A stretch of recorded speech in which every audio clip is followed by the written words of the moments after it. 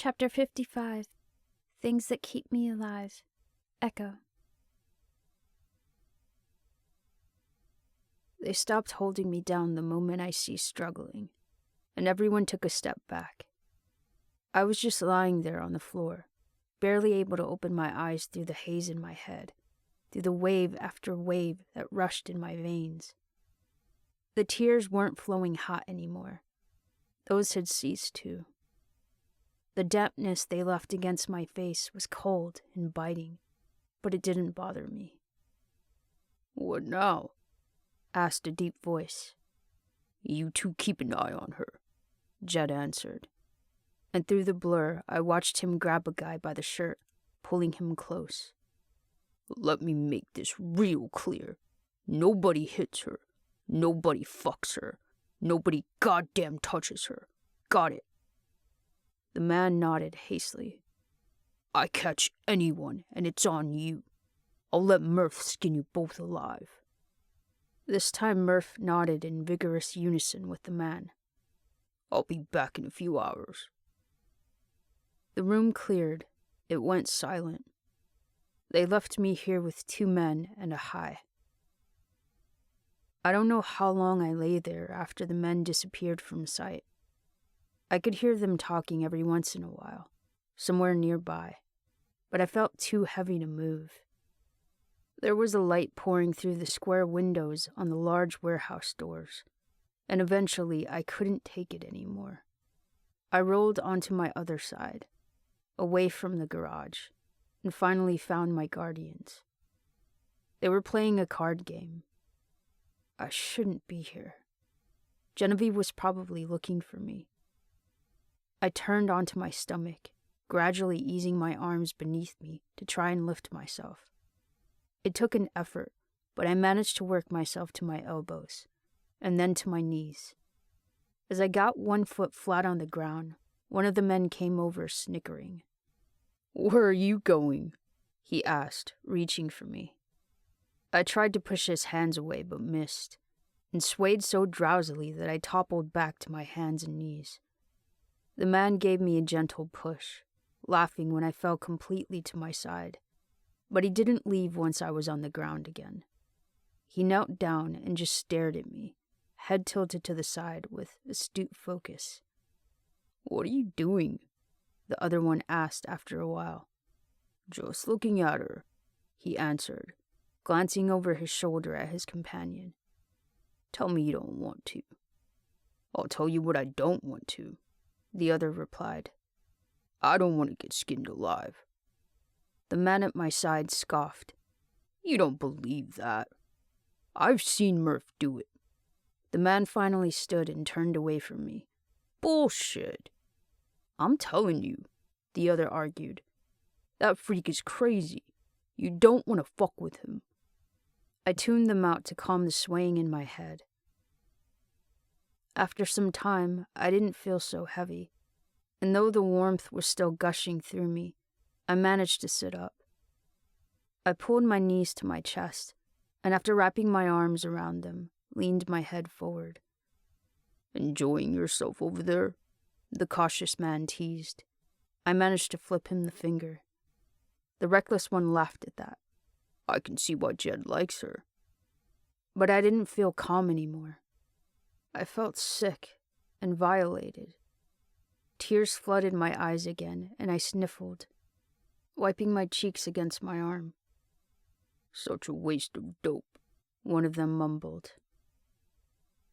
I sat there for a long while, the flushing slowly leaving my skin and blood, while the light left those damn windows.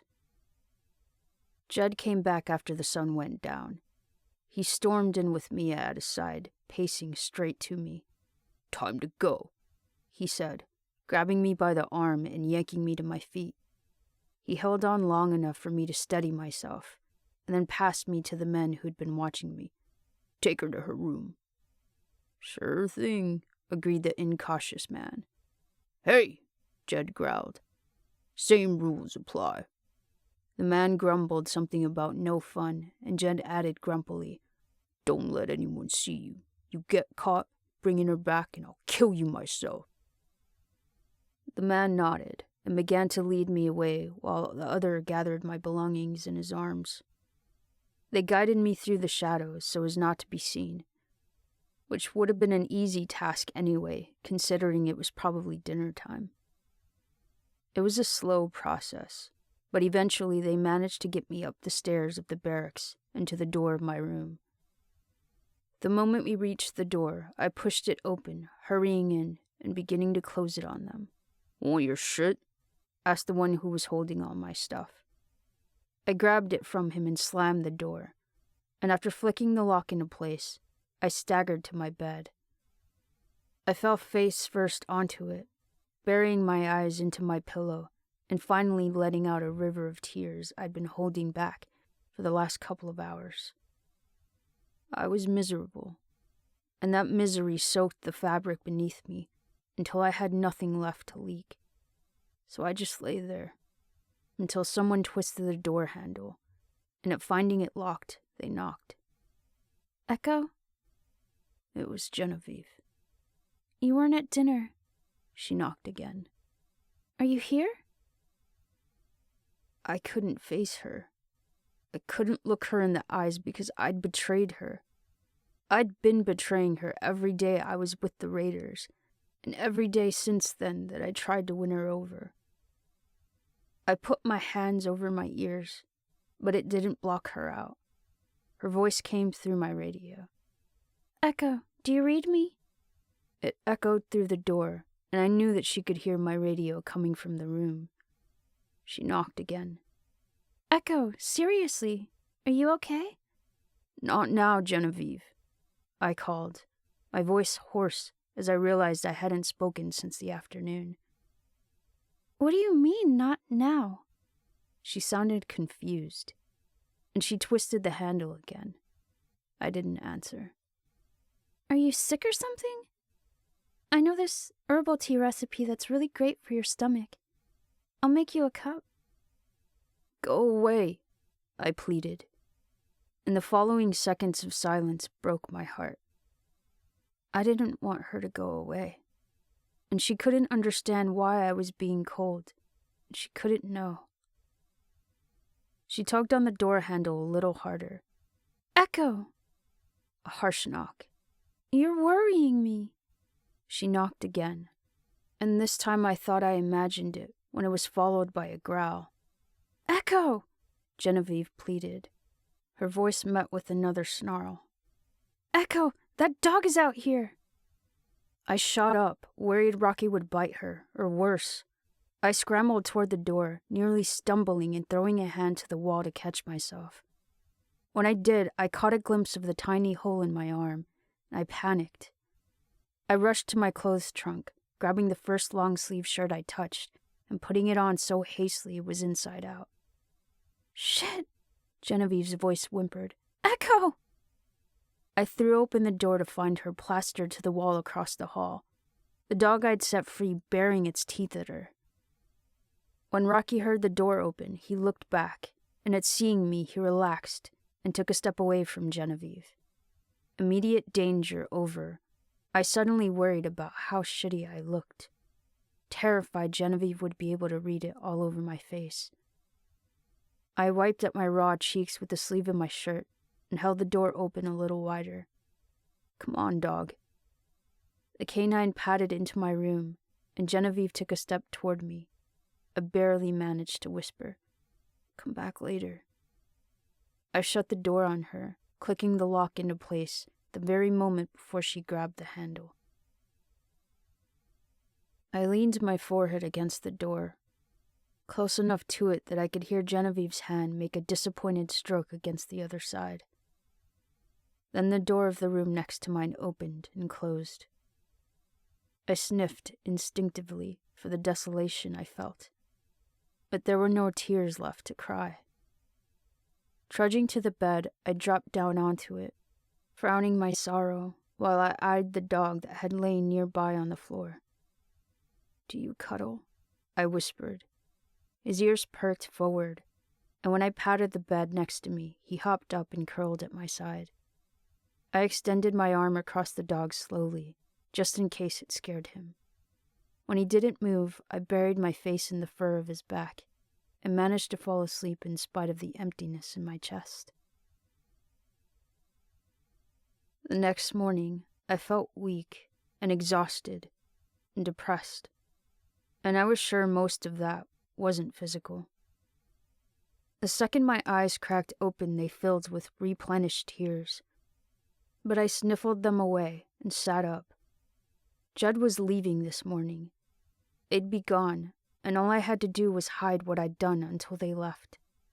Then I could forget about it. Genevieve would never know, and I'd never have to think about it ever again. Sitting up, I pulled the black long-sleeve shirt over my head to flip it right side out, refusing to look at either of the shameful marks on my arm before I put it back on. I was trying to work up the strength and the will to stand, to go and see if Genevieve was still in the room next door. Fortunately, I didn't have to, because hardly a minute later, there was a knock at the door. Echo? Genevieve called softly. The dog growled from his reclaimed spot on the floor, but I shushed him and stood. Being on my feet made me lightheaded, so I trudged to the door, undid the lock, and immediately turned for the bed again. Genevieve had heard the click, and after she opened the door and came in, she closed it quietly behind her. Hey, she offered, still standing at the entrance of the room, watching me lean back against the headboard. I'd never seen her look so unsure of herself, so unconfident. Act normal, pretend nothing happened, force a smile. I patted the bed next to me. She sighed with relief and paced over. She got right on top of me, and under any other circumstance, I would have burst into laughter as she buried her face against my chest, nuzzling into my boobs. It was the playful Genevieve that I loved and enjoyed, only right now, I could barely stand it. I managed a half-hearted smile while she rolled off of me. Tell me that's not the gayest thing you've ever done so that I can call you a liar. It's not, she laughed, nudging close to my side and taking my right hand in her own. Liar. I thought I could fake it, but I couldn't even look at her. It's not, she chuckled again, running her other hand fondly up my arm. I'm pretty sure what I did to you yesterday is the gayest thing I've ever done. Even though she couldn't see it, her fingers ran over the hole in my vein, and my body tensed. I took a deep breath, biting back the wetness forming in my throat. She had no idea how badly I'd betrayed her, how little I deserved her. Yeah, I agreed, unable to force another smile. Genevieve studied me for a few seconds while I refused to meet her gaze. Echo, are you okay? I hummed an affirmative, unable to form words through the lump in my throat. Did I do something wrong? She asked, the self-conscious worry in her voice like a stab in my heart. Are you mad at me? I could hear it. She was vulnerable. She'd told me she loved me and trusted me with her heart, and all I would ever do was break it. I shook my head, turning my face away so that she wouldn't see that my eyes were blurring with tears. Where were you last night? I inhaled the shaky breath, blinking fast to rid the water from my eyes. I don't want to talk about it. Echo. She leaned forward, trying to catch my gaze, but I turned away from her even more. Don't, I pleaded. What's the matter? She asked, squeezing my arm to try and be comforting. All it did was apply pressure to that disgusting mark. Genevieve, I whispered, choking on her name. Stop. Hey, she said soothingly, reaching for my chin to turn my face toward her. What? She stopped. Her eyes dropped to my jaw. What happened to your mouth? She was getting too close. I panicked. Forget about it, I hollered, shooting off the bed to get away from her. She inched off the mattress, brown eyes full of concern. What happened to you last night? When she took a step toward me, I took one back. Did you get in a fight? She pressed. Did Jed do this to you? Get out, I whimpered, terrified that she'd know exactly what happened, and pointed toward the door. Echo. No, I interrupted, motioning toward the door again, swallowing back tears. Talk to me, she pleaded, stepping forward again. Stop! I pressed myself as deep as I could into the wall at my back, unable to take any more. It only worried her more, and she got even closer. Leave! When her hand landed on my shoulder, I shoved her away. I don't want you here. Get out! Her eyebrows furrowed with hurt, and I hated myself for doing this to her. Why are you being like this? She whispered. I wish she still hated me, because then it wouldn't hurt her so bad that I was so wrong. Everything about me was wrong. Like what? I yelled, trying to be angry, trying to make her angry. Non-complacent? You mean why am I not doing what you want? She shook her head, pained eyes full of confusion. This isn't you. This is me! I clenched my fist on my marked arm. Get a good fucking look! She took a step away, and when she blinked, her eyes grew watery. Echo. Don't say my name! To her, Echo was good. Someone she cared about. She'd tainted my armor with her forgiveness, and it was a mistake for us both. You think you love me, but you don't. You can't, because you don't fucking know me. She sniffled, too hurt to even look at me in the eyes anymore. This is it. You've said it before. All I ever do is hurt you. Save yourself the trouble and leave. A whimpering sound left Genevieve's throat. I still love you. Hate me, I demanded. She'd hate me anyways if she found out. Because Jed would lie to her, and she'd believe him. I just wanted her to hate me without knowing why. I choked back a sob when she shook her head. Please, I begged, losing my will to yell, losing my will to even speak. All I wanted to do was break down, curl up for days and do nothing, be nothing, feel nothing. It was so easy for you. Just do it. It was never easy for me to hate you. One corner of her mouth twitched downward. I know you, Echo, and whatever this is, it isn't you. When I say I love you, it's because I mean it. She squeezed her eyes shut to rid the remaining tears. I'm not taking it back, ever. She pushed past me for the door. Come find me when you're ready to accept that. When she disappeared, all the pain and frustration boiled over. I grabbed the nearest object, a lamp from the nightstand, and I hurled it at the wall across the room. At the loud crash it made as it shattered, the dog flinched into the farthest corner away from me, too afraid to lift his head. Go ahead, I snarled at him. Hate me too. This was Jed's fault. I was getting better. I was finally starting to feel whole again. Genevieve was making me whole again, and he took it all away. We never should have let him through those goddamn gates. And now, I wasn't gonna let him leave. I stomped over to the things I'd dropped by the door last night and grabbed my pistol, gripping it tight between my fingers. I didn't bother to close the door when I left. I jogged down the stairs, slammed open the door to the barracks, and pounded down the sidewalk into the direction of the mini-mall. There was nobody around when I stormed through the front entrance. I continued straight through to the main department store, to that nightmarish shipping warehouse at the side, hoping Jed was there so that I could empty my clip into his chest. I busted in with my pistol raised, ready to shoot anyone who stepped between my target and I.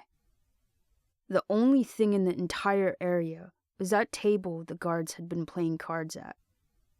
It was littered with paper that I had no interest in, until I turned to continue my search for Jed and caught a glimpse of what was on one. I paced over, scattering the large pages to get a good look at all of them.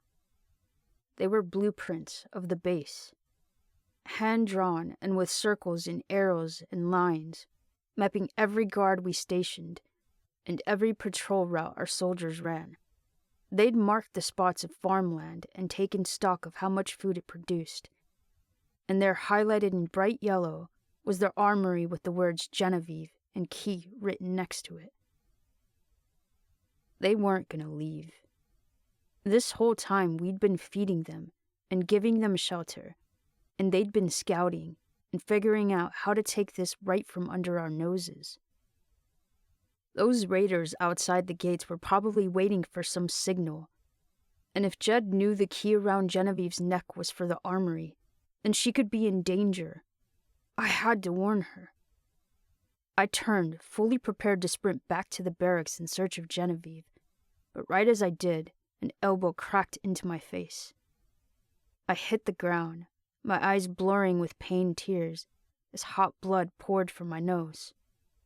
My pistol was still gripped in my fingers, so I raised it, firing a shot that I didn't even have time to aim. Mia kicked my arm the moment I pulled the trigger, ruining my only chance and knocking the gun out of my hand. She raised her knee, aiming to bring her foot crashing down onto my stomach. I grabbed her ankle and rolled, pulling her to the floor. The back of her skull smashed against the pavement, and I clambered on top of her before she recovered. I raised my fist, bringing it down against her face, and immediately raising it again. She tried to catch my wrist as I slammed it against her cheek the second time, but I yanked it to the side to get her hands out of the way, and I punched her a third time with my other. Mia was taller and heavier than me, so when she bucked her hips, it threw me over her head. I was too furious to think, too wild with emotion to strategize. We both shot to our feet, and I instantly took off toward her. I caught her in the stomach, tackling her back to the ground and raising both fists to hit her hard. I could have killed her easy. I could have smashed and smashed until I'd hit the life right out of her. But the moment I had my arms in the air, a boot crashed into my side. I tumbled off and rolled across the floor, gasping for air when I finally came to a stop. Jed didn't give me a chance to breathe before he grabbed a handful of my shirt and hauled me off the ground. I hadn't even reached my feet when he wound his fist, and once it connected with my cheek, everything went black.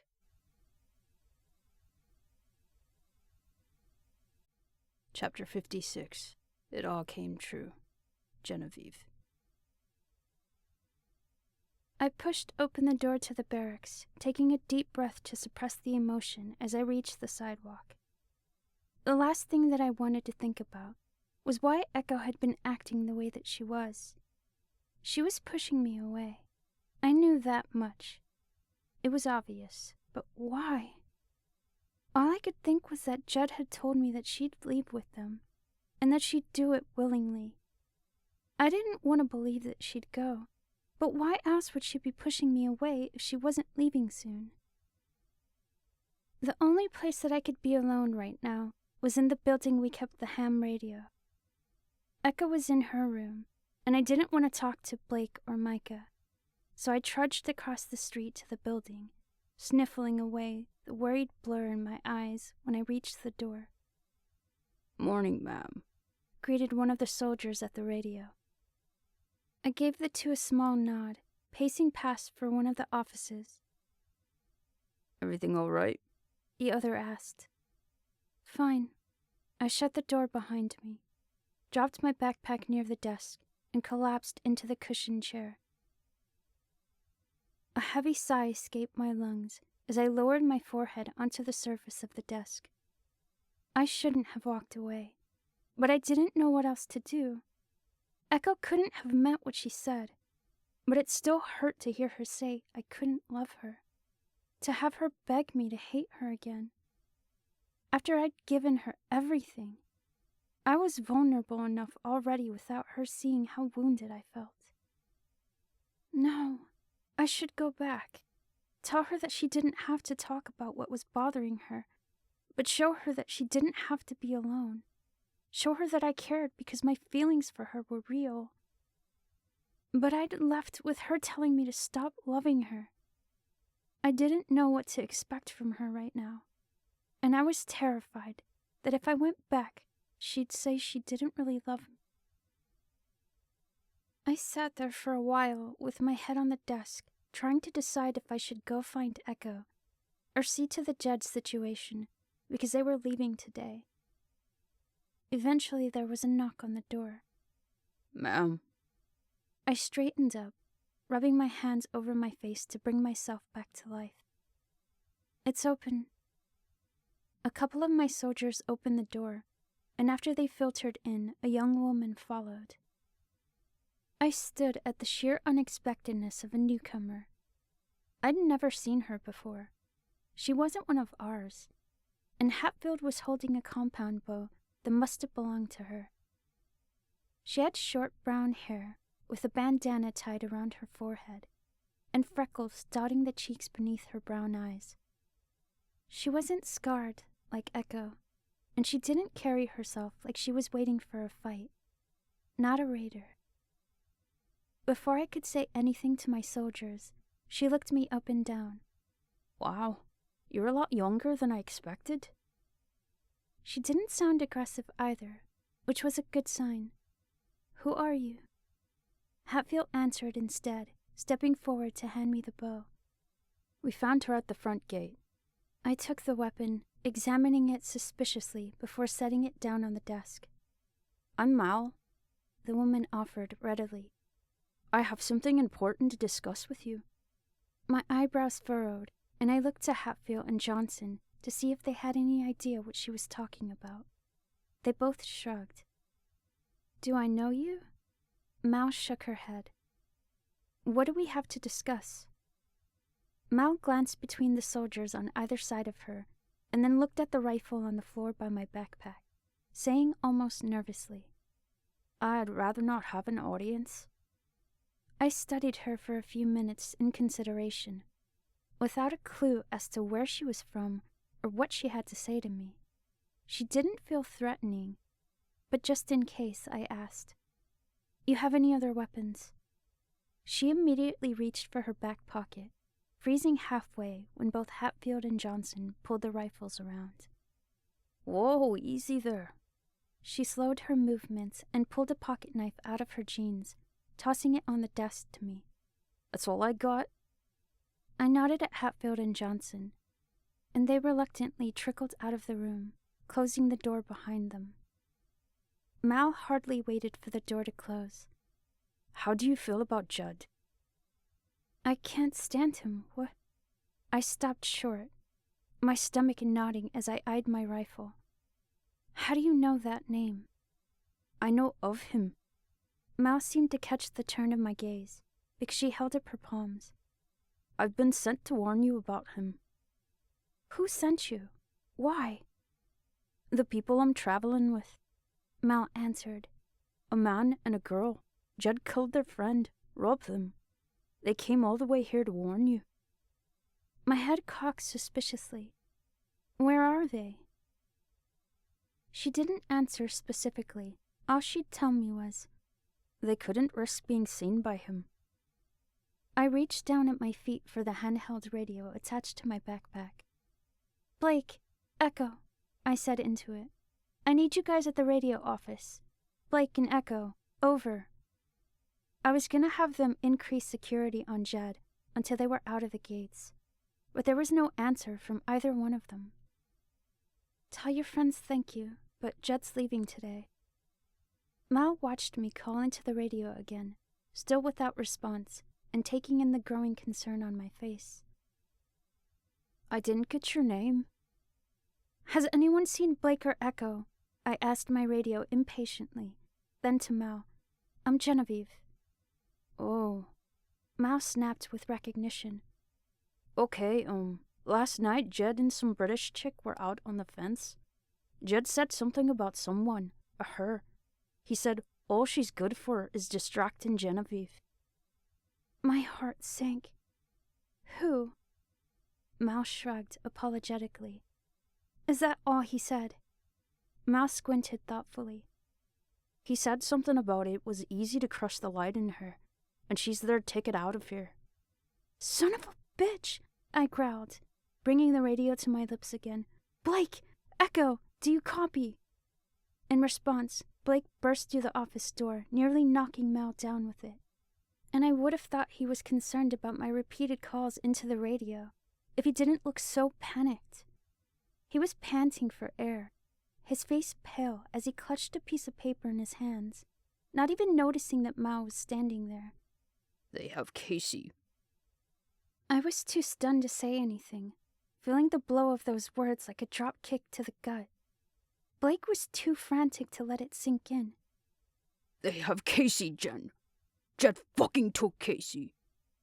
No. Things couldn't fall apart now.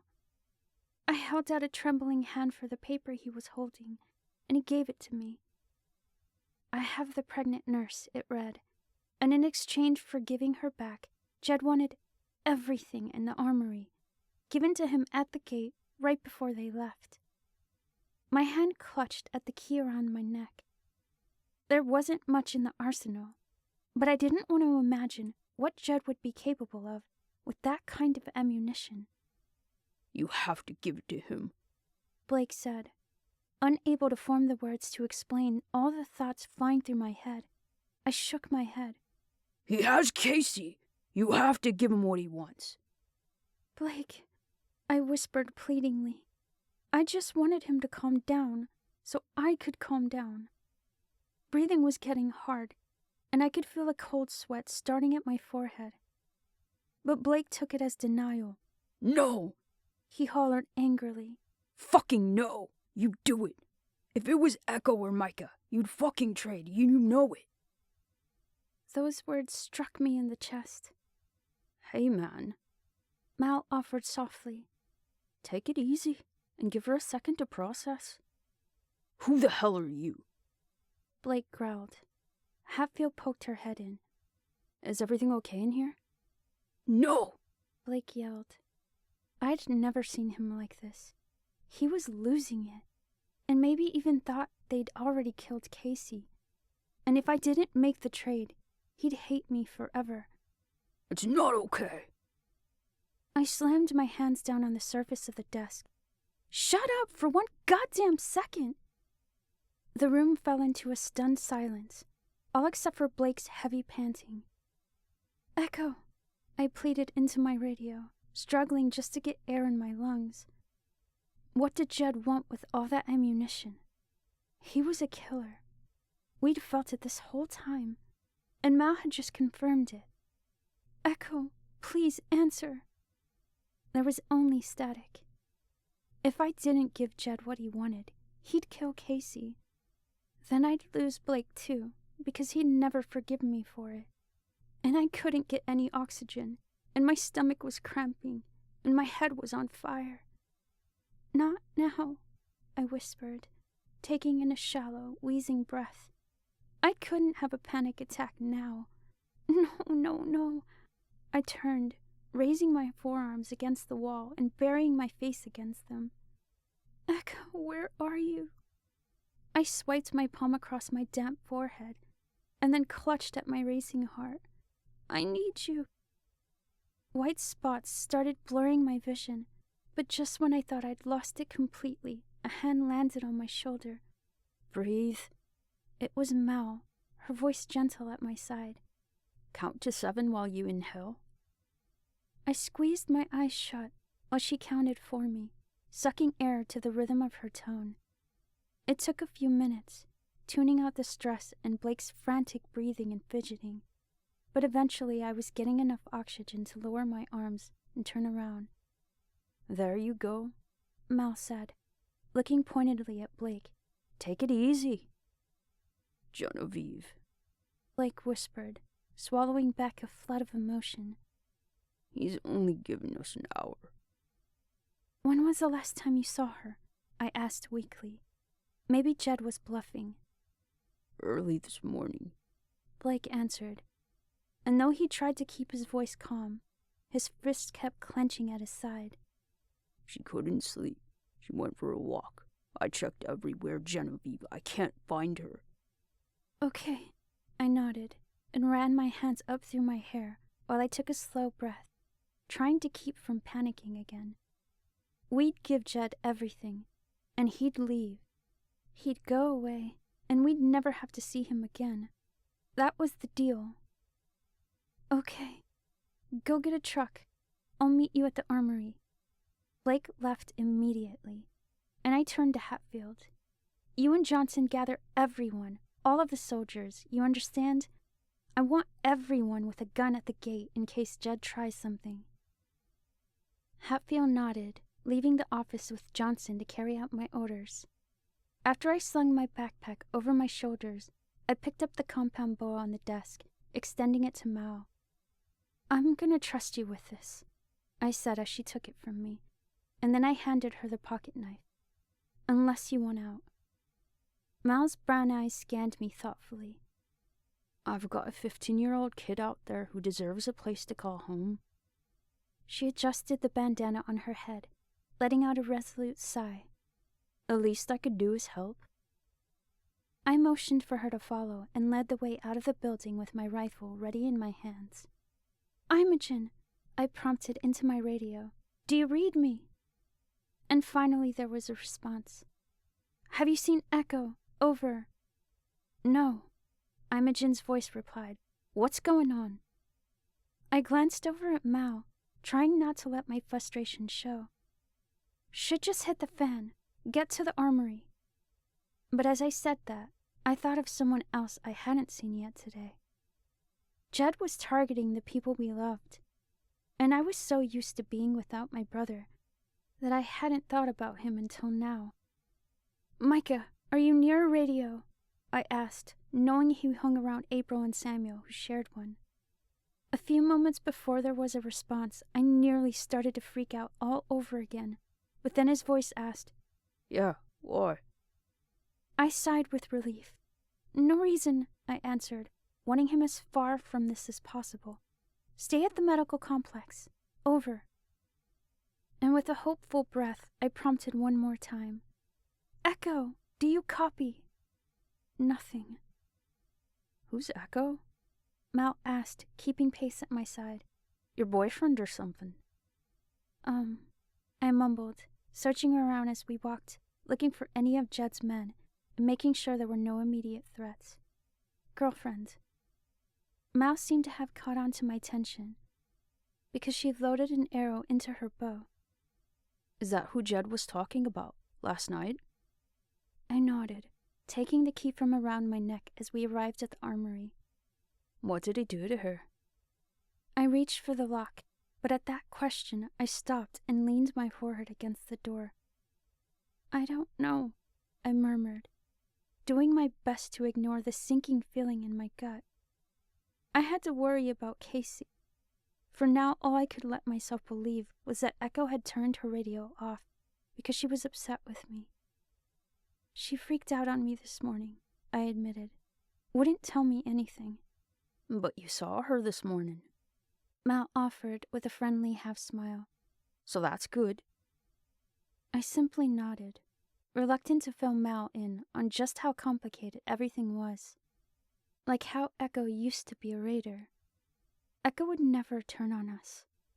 It was impossible that she ever would, because I knew her better than that. She was better than that. But Jed had said that she'd leave with them willingly. What if he'd used all that guilt that she still had to convince her that she didn't deserve to be here with me? God damn it, Echo. Where are you? The sound of a diesel engine turned the corner, and a moment later Blake pulled up in a truck, parking it in front of the armory door. Imogen arrived then too, looking immediately concerned that we were opening the armory. What's happened? She asked, confused gaze falling on Mal. Hi, Imogen. Mal. Mal stuck out her hand, but the shake was cut off as Blake stomped between them and into the armory, grabbing a crate of ammunition. Jed's holding Casey hostage, I told Imogen. He wants everything in the armory. Imogen's eyebrows furrowed, and she watched Blake load another box onto the truck bed. Are we giving it to him? Not all the ammo, I said, specifically to Blake, who passed by for another box. And no weapons. Blake stopped, turning a scowl on me. If we cheat him, he'll kill her. He doesn't know what's in there. When I said that, Blake shook his head angrily, taking a step to continue loading. I grabbed his arm to stop him. Blake, we can't give him everything. Please tell me that you understand that. Instead of responding, he jerked his arm from my grasp and picked up a small crate of grenades. 30 minutes. I rubbed my fingers over my eyes, taking a moment to keep myself composed. When I opened them again, Imogen was passing in front of me with a box in her arms. Where's Echo? She asked. I shrugged, catching movement in my peripherals and turning to see who was sprinting toward us. I told you to stay at the medical complex! Micah stopped at the door, blinking his green eyes at me innocently. Yeah, but you sounded worried over the radio. I was starting to lose it again. Fuck. Casey was taken, Echo was missing, and now Micah had left somewhere safe. Plus, Blake looked like he was ready to blow it any second. The last thing that I wanted to do was think about what would happen if Casey was hurt, or if we didn't get her back at all. With a deep breath, I squatted down, setting my elbows on my knees and running a hand through my hair. At least if I passed out, I was closer to the ground. Imogen explained the situation for me, and when she was done, the only thing that Micah had to say was, Where's Echo? I let out a frustrated growl and stood, pacing around the corner of the armory so nobody could say anything and make me go ballistic. Cap never prepared me for this. All I'd done the last 6 years was lead a group of soldiers to shoot at ferals and raiders. No prior experience told me how I was supposed to respond to someone like Jed, or how to make sure nobody got hurt in the exchange, or how to even keep him fulfilling his end of the bargain. And the one person who could keep me sane, the only one in the world who'd know how to talk me through this, wasn't answering her radio. 15 minutes. Blake called sharply.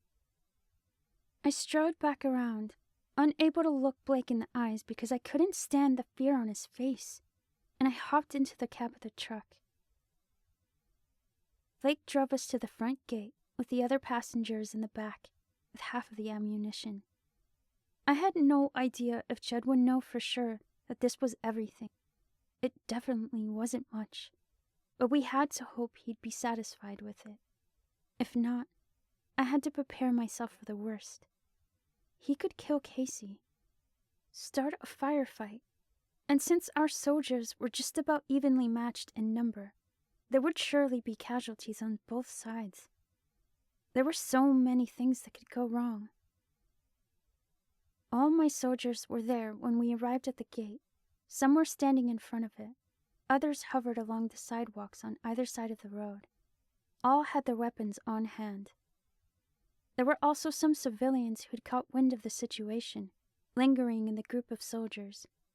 They'd stuck out amongst the crowd because they weren't armed, which was the exact reason I didn't want any of them here. If things took a turn for the worse, then we'd lose a lot more people than we should. I got out of the truck after Blake parked it in front of the gate, calling to the people gathered around. I want all civilians to move into the barracks or the cafeteria immediately. There wasn't a single step amongst the crowd, and when I looked at Blake, his worried twitching made me impatient. "That's an order!" I yelled harshly. "Move!" Finally, people kicked into gear, and the civilians who had been standing around slowly migrated into the safety of a building. Blake checked the time again, while his other hand constantly brushed over the pistol at his side, So far, he hadn't been the gentle, rational guy that I'd always known. At this point, he was unpredictable, and given the situation, I didn't completely trust him.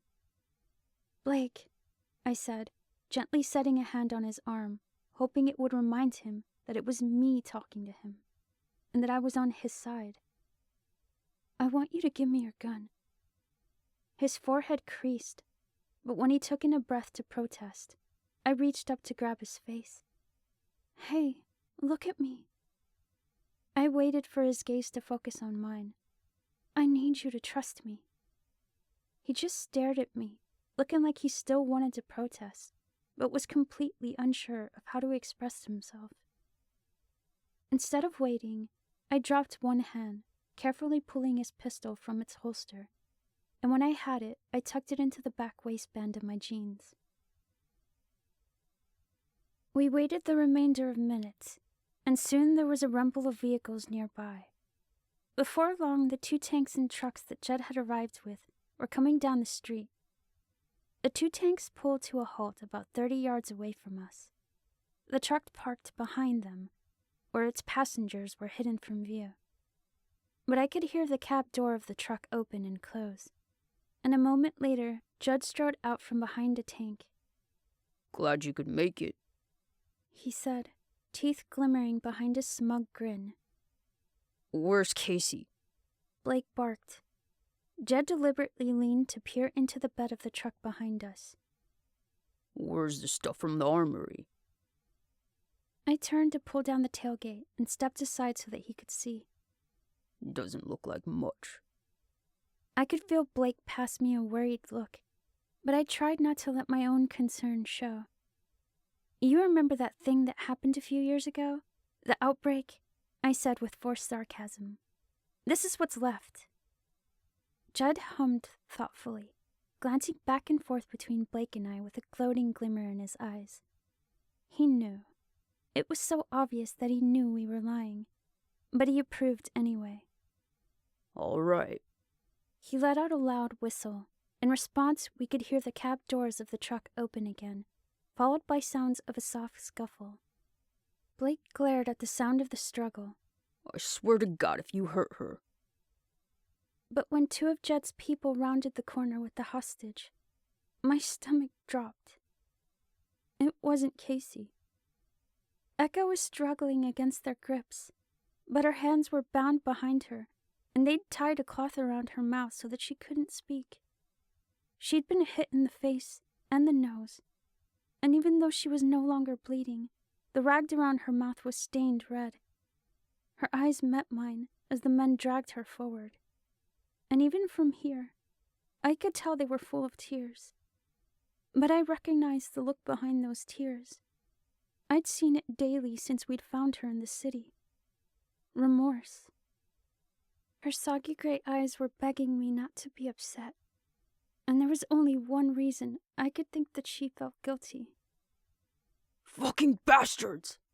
Blake hollered, instantly shooting forward to try and get at Jed. I darted in front of him, pushing against his shoulders to try and hold him back. "Where's Casey?" I looked frantically at my closest soldiers. "Hold him back!" My soldiers hurried over to grab Blake, who was still shouting at Jed. It took 4 of them to wrestle him to the ground, but even from the asphalt, he muttered profanities. "Change of plans." Jed smirked and turned to motion to one of the tanks. The top hatch opened, and one of his men rose halfway out with Casey, holding a gun to her head. She wasn't tied like Echo, but she appeared too terrified to try calling out to us. "As you can see, the nurse is fine, but all these soldiers here, Jed motioned to all my men. they make me a little nervous. So here's what we're gonna do." He motioned again, and while the man disappeared back into the tank with Casey, Jed came forward with the 2 holding Echo until they were standing directly in front of us. Even though I was dying to look her over and make sure that she wasn't seriously hurt, I felt too wounded to meet her gaze. "In exchange for the ammunition, you get my little raider friend here." Jed continued, shoving Echo forward.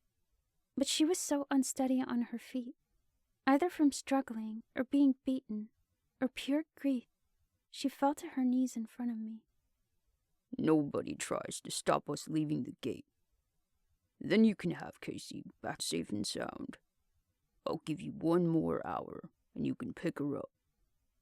He pointed beyond the fence. 1 mile that way. She's all yours. How do we know that you won't kill her before we get there? If you want, I could just kill her now. Jed shrugged. Or you can trust me and show up in an hour. Up to you.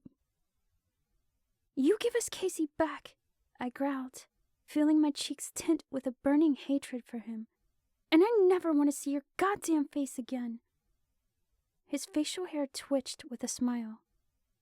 In case I didn't make it clear, you try to stop us from leaving, and my guy in there will kill the nurse.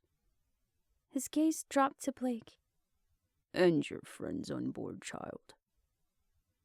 He didn't say anything else, just strode right past us and hopped into the truck we'd loaded the ammunition onto.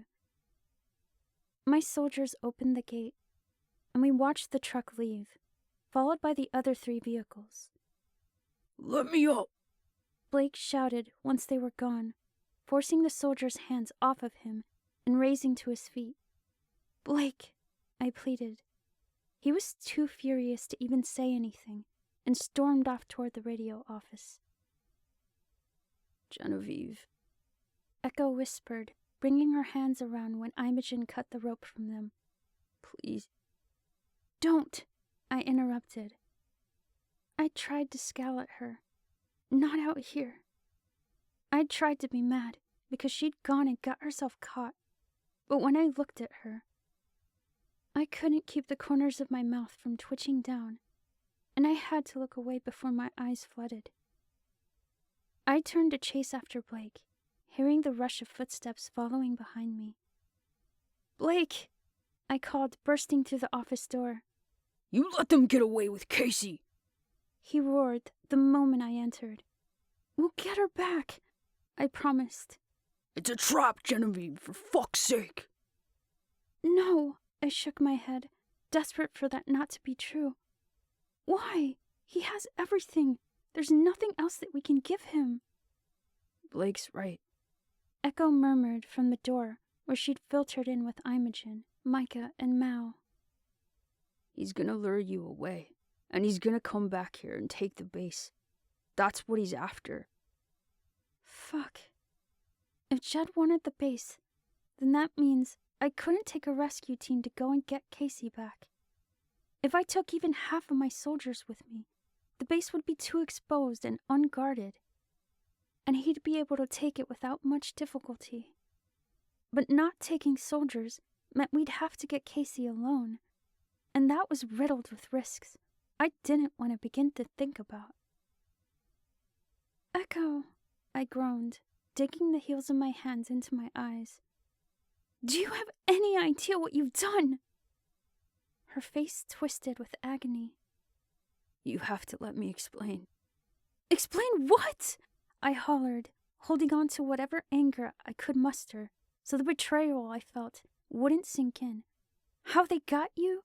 You went over there on your own, didn't you? I paused to let her answer. She didn't. You went over there. What the hell were you doing over there? Echo's eyes filled with tears, and even though she tried to sniffle them away, a stream slid down her cheek. It's not what you think. Not what I think? I repeated quietly. I took in a deep breath, but not even that could keep away the hurt anymore.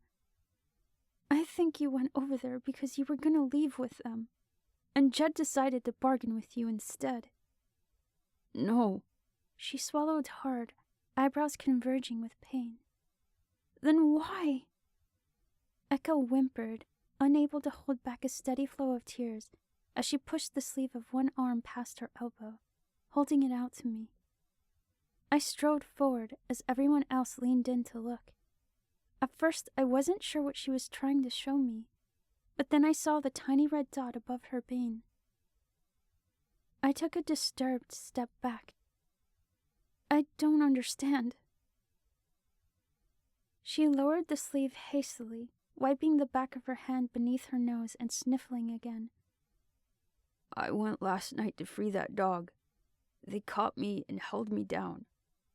Her chin dropped, and she shut her eyes tight, trying to speak through the wet tension in her voice. I tried to fight Genevieve. Please believe me. Please. I tried so hard. My own eyes blurred, and I felt sick to my stomach over what I thought she was saying. But I don't... What is that? What is it? She ran her fingertips over her cheeks, saying so quietly it was barely audible. Heroin. I raised my hands to my head, taking in a shaky breath. Everyone out! For a moment, they all just stood there, looking as stunned and pained as I felt. Out! They shuffled out of the office, and when the door closed behind them, Echo looked at me, her eyebrows furrowed pleadingly. I knew that look so well. She thought I was mad. She was afraid I was about to yell at her. But I could never yell at her for this. I wrapped my arms around her neck, pulling her to me. The moment I had her in my arms, she broke down. I'm sorry. She sobbed against me, her shoulders shaking with every shallow, unsteady inhale. I didn't know they had Casey. I'm so sorry. No, I squeezed her harder, then pulled away to wipe the tears from her cheeks. Stop, it's okay. But the tears wouldn't cease. I'd never seen her like this. She looked so hurt, so defeated, broken. Echo, I said soothingly, pressing my lips to her forehead. It's okay. I'm here. She took in a blubbering breath and used it to hold back whatever tears would have fallen next. Why didn't you tell me? I asked softly. She inhaled deeply to be able to speak, working up the courage to answer. It wasn't my first time, she whispered, mouth pursing with a frown when I squinted in shock. And I didn't hate it as much as I wanted to. Jed said that if I told you, he'd lie. He'd tell you I begged him for it, and I thought you'd believe him. This morning, I never wanted to hurt you. I'm so sorry. After everything that we've been through, I took her face in my hands. Why would you think that this would be the thing to break us? I've made so many mistakes. She sniffled, blinking fast to rid the blur in her eyes. I kept thinking you'd realize it and start hating me again.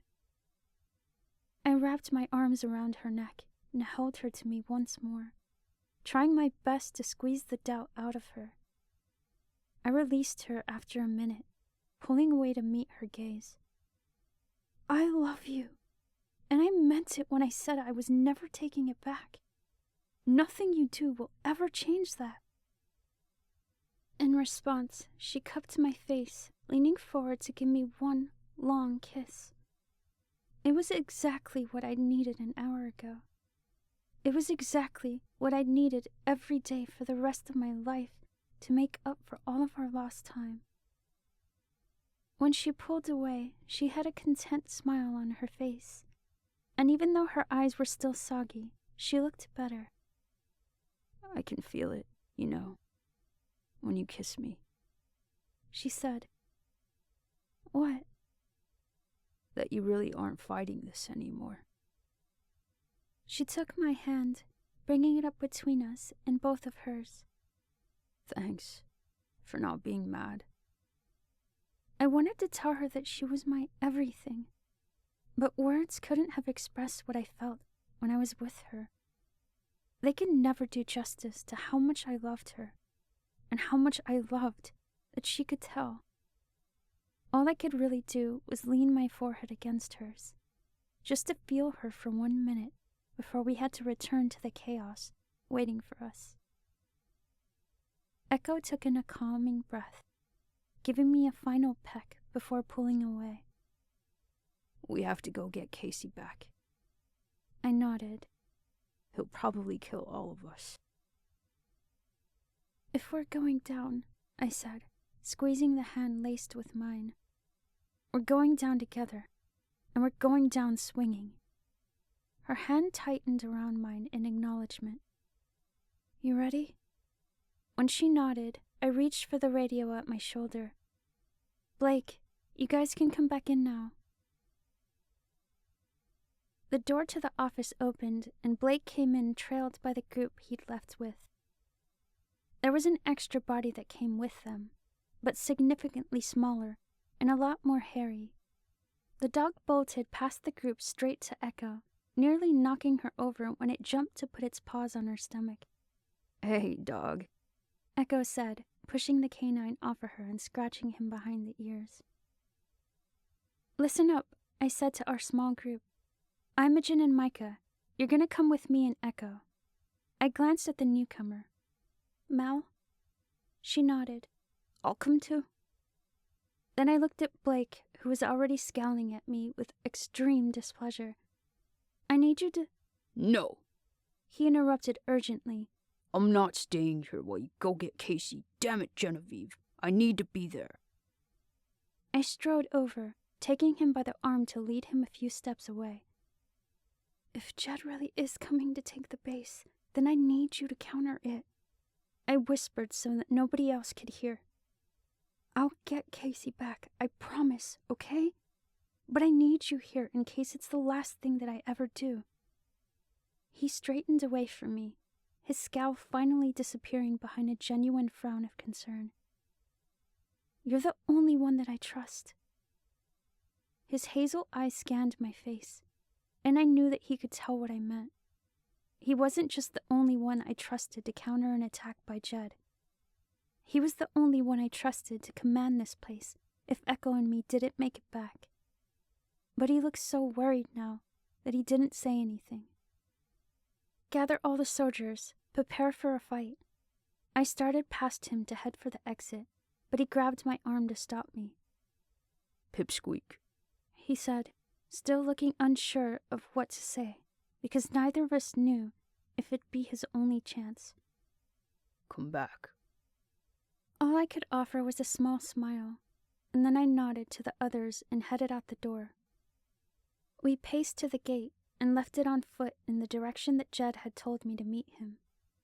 After only going a quarter of the way, however, I stopped. What's wrong? Imogen asked. I let out a sigh, glancing in the distance. Micah, you know the town that we were at a couple of days ago? He hummed the affirmative. Go there with Imogen and Mal. He opened his mouth to protest, but I added, go to the roof where Echo caught the hunter. Wait there for us. John. He shook his head. Jed will kill you. But I won't let him get to you, I said. And when he tried to protest again, I held up a hand to stop him. I'm not asking, Micah. Then I looked at Imogen and Mal. You two take him and make sure he stays.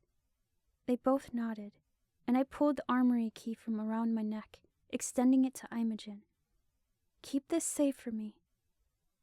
As I turned to leave, Echo didn't follow, and instead motioned to my backpack. Got any rope? Even though I was curious about the reason, I pulled my pack around and handed her some. Take the dog with you, she said, kneeling to loop the rope through his collar. Mal, right? Mal nodded as Echo passed her the rope. Watch his teeth. He's a biter. Give us 2 hours, I told Micah. If we're not back, try getting to Blake. The civilians are priority 1, okay? They all nodded, and Echo fell into step at my side as we continued in the direction of the meeting place. You don't have to come, I said, taking her hand in mine. He's hurt you enough already. She gave my hand an affectionate squeeze. Together, remember? I smiled gratefully, and we continued the rest of the way in silence. I wasn't sure exactly how far we'd gone, only that we'd been going in the right direction. Part of me expected Jed's entire group to be waiting for us, with weapons ready to fire, when he gave the word. Another part of me didn't expect them to show up at all, because he'd already killed Casey, and all he really wanted was to get me away from the base. However, I knew we'd arrived because there was a small clearing around the stretch of the same river that cut through camp. At first, there was nobody there, and Echo and I stopped at the center with our weapons drawn to search our surroundings. We'd barely arrived when just 4 people emerged from the woods. They were all pointing guns at Echo and I, whose aim teetered back and forth because we were surrounded. Jed was among them, but he was the only one of importance. Mia wasn't here, and neither was Murph. Jed and his men advanced until they'd formed a tight circle around us. I glared past the sights of my rifle. "Where's the rest of your group?" "You know where they are," he answered with a smirk. "You came anyway." "We came for Casey," I sneered. "I'm fully prepared to take you to her, as soon as you surrender your weapons." I continued to glare at him, not in the least bit trusting that he wouldn't shoot us the moment we lowered our guns. "Go ahead," he challenged impatiently. "Pull the trigger. My men have orders to shoot her if we're not back in 30 minutes. My eyes scanned Jed and each of his 3 companions. If he wanted us dead this instant, he'd have shot us already. I couldn't see why else he'd want to take us somewhere, if he wasn't actually going to keep his end of the bargain and give us Casey. I nodded at Echo, and we simultaneously held out our guns. One of Jed's men took my rifle, but he reached out for Echo's pistol personally, saying smugly as he did, "Looking a little fiendish there, Echo." My jaws clenched, and before I could control my reaction, I'd taken the knife from my thigh and made a furious swipe in Jed's direction. He snarled when it slashed him in the arm, but before I could do it again, one of his men caught my arm. The very next second, Jed's fist connected with my cheek, and I hit the ground. Echo lunged in my defense, trying to get at Jed, but the other 2 men caught her and held her back. The one who'd caught my arm reached for my knife to take it away. "Let her keep it," Jed growled, pulling his bloodied hand away from the gash in his arm. "She's gonna need it." He grabbed me by the wrist so I couldn't stab him and yanked me off the ground. "You try that shit again and I'll kill you before we get to the nurse." Then he shoved me ahead of him, forcing Echo and me to lead the way. "Let's go." We walked ahead of the men, every once in a while throwing menacing scowls over our shoulders. I'd just begun to wonder where he was taking us, when things started to look familiar. Only a minute later, that old animal shelter came into view, and standing outside the gate to the kennels were the raiders who'd been giving us problems when we first arrived. At seeing them, I wanted to turn around and take another swipe at Jed. That son of a bitch had been lying to us from the start. But I took him seriously when he said that he'd kill us if I tried getting at him again. "Casey!" Echo called as we reached the gate. I followed her gaze to the large grassy area in front of the kennels. Casey was tied to a tree, but she was alive, and from here looked completely unharmed. Echo and I both looked at Jed, and when he motioned, we sprinted toward Casey. I skidded to a halt at the tree, moving around to undo the ropes keeping her in place. "You're alive," I said in disbelief, tugging at the impossible knot. "Did they hurt you?"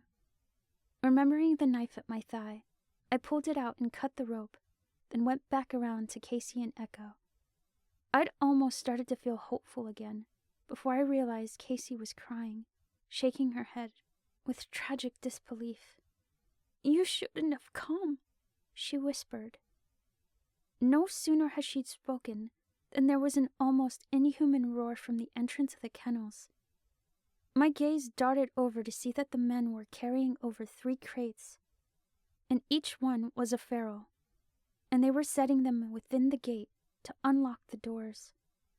Oh shit. It really was a trap. Jed had taken our weapons, and he was about to set 3 ferals loose on us. "The kennels!" I said frantically, feeling my blood run cold at the sound of another hungry snarl. "Get to the kennels!" All 3 of us took off running for the nearest row of cages, knowing we only had a few moments before the men managed to get those crates open. I made sure Casey sprinted into the kennel first, and then went in right after her, cramming into the back so there'd be room for Echo, and hearing the door slam shut behind us. I swiveled around, about to ask Echo the adrenaline-fueled question of what we should do next, but when I turned to face her, she was on the wrong side of the gate. Our eyes met, and that laugh line at the corner of her mouth deepened with an apologetic smile, with that same look she'd had earlier, begging me not to be mad. My heart had been racing wildly ever since I'd seen those crates with the ferals, but when my focus dropped to Echo's hand, and I saw the padlock in her grip, it stopped beating completely. My blood froze in my veins with instant horror because I observed her intentions in the sad glint of her eyes, in the repentant turn of her mouth. In that brief moment, it's like she was waiting, second-guessing what she was about to do, or hoping I'd realize exactly what she was about to sacrifice. When she recognized the tensing of my body, saw that I was about to take action, her hand shot up. Out of pure instinct, I vaulted myself to the chain-link door to try and stop her. But right as I hit it, she clinked the lock into place, shutting Casey and me in, while she remained outside. No, what are you doing?" I asked, already starting to panic at the apologetic look on her face. "Open the door!" Give me your knife, Genevieve. "Echo, open the door!" I pleaded, tears flooding my eyes because I could see the resolve in hers. "Echo, don't do this! Open the door!" She couldn't fight them on her own, and there was nowhere to run or hide. She held up a hand, motioning for the weapon. The knife. But her hand was trembling violently, betraying the terror that she was trying so hard not to let me see. "Echo, open the goddamn door!" My voice cracked while I gripped the fence, giving it a desperate shake. They'll break through in a minute flat, and you know it. She whispered, taking in a tremorous breath. That knife is my only chance. "Please don't do this," I begged, feeling a worn drop cascade down my cheek. "Together, remember?" I reached both arms out to grab her shoulders pleadingly, like my touch and voice and soggy eyes would get her to understand just how much I was pleading with her. Like it would show her what I'd give so that she wouldn't do this.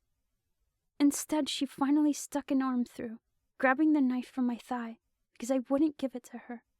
"Echo, please." Once she had the knife, she unclipped the bracelet from her wrist where she kept her bobby pins and replaced it on mine. Here. You never could pick a lock. She tried to smile at that, but when she took in the frenzied look on my face, her eyebrows furrowed with regret.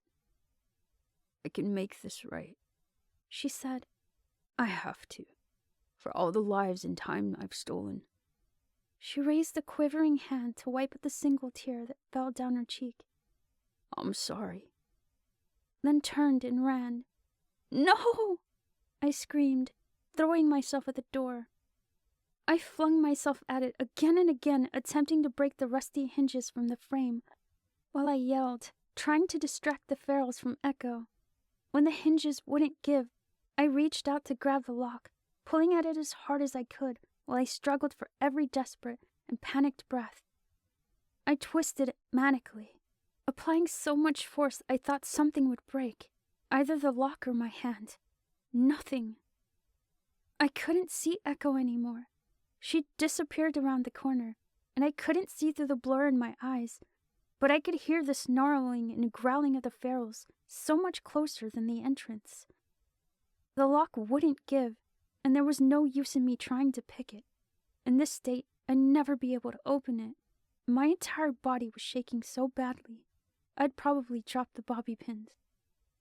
There was a sharp cry of pain from the invisible distance. "Echo!" I yelled, pushing Casey to the very back of the kennel so that I could pick up speed before colliding with the door. The entire structure shook when I slammed my shoulder into the chain link. The metal dug into my skin, bruising me to the bone and cutting through a layer of skin so that blood started seeping through my shirt. I did it once more, ignoring the throbbing pain, but it wasn't working. Echo was out there, alone, with 3 ferals and nothing but a knife. None of this was working. I threw my hands to my head, struggling to breathe while I searched for something else. I couldn't lose her. There, at the bottom of the door, the wires that held the chain link to the frame weren't very strong. If I applied enough force closer to them, I could wrench them free. I picked my knees up and brought it down hard, smashing my boot in the corner of the door and feeling a spark of hope when the wire gave a little. I did it once more, throwing the weight of my entire body into it. Through the exertion and the desperation and the inability to breathe, I smashed again and again, trying not to focus on the dwindling sounds of scuffle as I broke the door apart. I kicked my boot into the corner until I'd broke away enough wire pieces that I could peel the chain link back, creating an opening at the bottom just large enough for me to crawl through. I dropped to my hands and knees in such a hurry to squeeze by that I didn't care if the edges were sharp. They scraped against my back as I wormed my way out of the bottom, caught on my jeans when I worked my legs through. But finally I was out. "Echo!" I shot to my feet, running back to the grass area to look for her. There was nobody near the gate anymore. Jed and his men had set the ferals loose and then taken off. But then I spotted Echo near that tree Casey was tied to. She'd killed one feral and had the knife buried in a second one. But right as I looked, the third one threw itself onto her back, gnashing its teeth deep into her neck. I sprinted there as fast as I could and wrapped my arms around the feral's head, pulling it off for her and twisting as hard as I could. Its neck snapped with a sickening crack, and I threw the lifeless body away and shot forward, catching Echo before she collapsed to the grass. "No," I whined, tossing one of her arms over my shoulders and lowering her to the ground where she could lean back against the tree. "Oh, God!"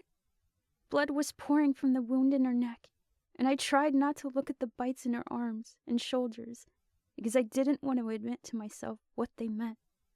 "Put pressure!" I dropped my backpack and ripped my shirt over my head, bundling it up and pressing it hard against the bite in her neck. "Genevieve, stop," she choked, raising a hand to her mouth to wipe at the blood she'd coughed up. I shook my head, sniffling past the tears flowing down my cheeks. "You're gonna be okay." If only I could stop the bleeding. Casey could patch her up, and it would heal, and everything would be okay. "Please," she said, pushing my hands away. I returned them instantly, desperate to stop the flow. She was everything to me. "Genevieve." She pushed again. "Let me bleed or you'll have to kill me yourself." Those words hit me like lightning. They struck me hard, barreling through my head and heart and stomach with so much force it made me sick. I couldn't hold it back anymore. I choked on the tears. "Please don't do this," I begged. Casey dropped to her knees at my side. "Echo, please. I can't do this without you." Echo took my hands, tossing the shirt away so that she could hold them in her own. "Genevieve." "You can't go," I whimpered pleadingly. She looked so resolved that this was it. This was the end. "Please." It couldn't be the end. "We'll take you back, and you'll be fine." She lifted my hands to touch her cheek, to show me that her skin was already burning with a fever. No. I yanked my hand away, my chest quivering with a series of breathy sobs. This was Echo. She'd survived raiders and ferals and a heartbreak. She could survive this if only she tried.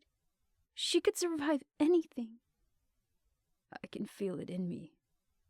They weren't hunters, she said, sniffling at the pain in my expression. Look at me.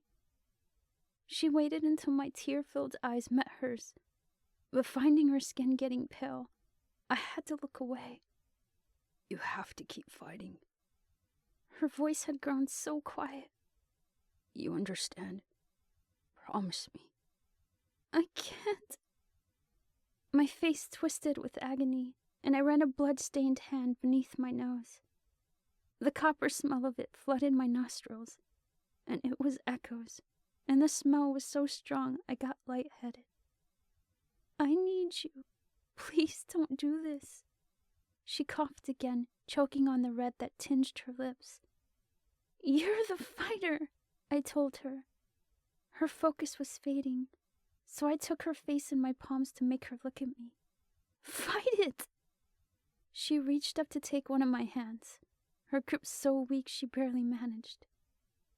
Please don't leave me here, I cried, bringing her head to my shoulder and hugging her to me.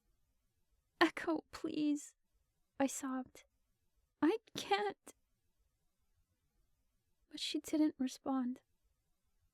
And the fever was gone, and her skin was cold compared to the minute before. And she'd never respond again. Never kiss me, touch me, tell me that she loved me. I completely broke down, falling sideways for immediate lack of strength and burying my face in her lap. My world collapsed.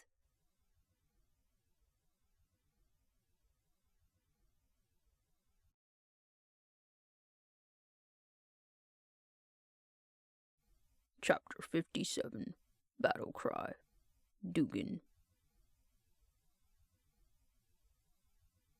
Kara and I were crouched down behind a fallen log in front of the military's front gate, where we'd parted with Mal a couple of hours ago. We'd watched her walk right up to those gates, anxious that she'd be taken a prisoner.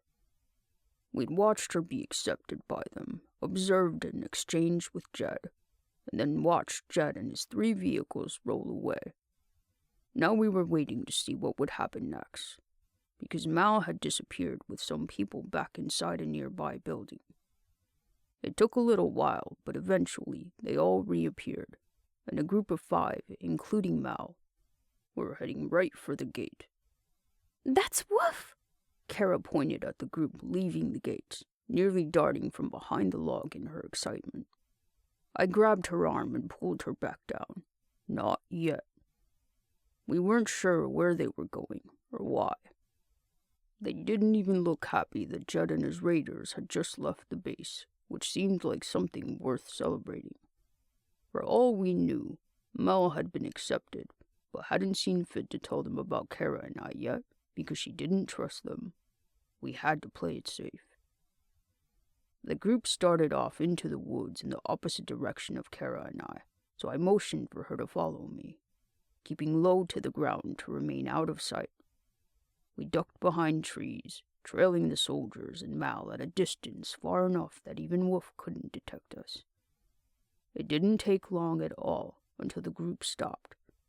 I motioned for Kara to crouch down and did the same while we waited for them to start moving again. We were too far away to hear anything being said, but one of the women leashed the rope to Wolf's collar, handed it to Mal, and then started off in a different direction with one of the others. The only ones left were Mal, another woman, and a boy that didn't look much older than Kara.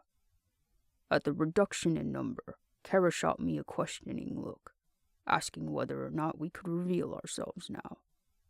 I studied the remaining 3. Mal had her bow back, but both of the other 2 were armed with assault rifles. They all seemed tense. And while the boy stared after the two women who'd just left, the other girl was scanning the forest with an anxious distrust. Before I could make up my mind about whether or not to leave our hiding spot, the woman tapped the boy on the arm, and they picked up walking with Mal and Wolf. The longer the group seemed to be unconcerned with Mal's presence, the more comfortable I got with the idea of coming out of hiding. So we picked up our pace a bit, slowly, closing the distance between them and us. Eventually, we got close enough that Wolf recognized we were there, and he stopped, releasing a rumbling growl in our direction. I immediately dropped down behind a bush, worried the soldiers might shoot first and ask questions later with how tense they seemed. They both turned around with their rifles raised, and even Mal stretched an arrow into her bow. "Who's there?" demanded the other female. I took a deep breath, nervous even though I knew Mal was on our side. "Mal," I called.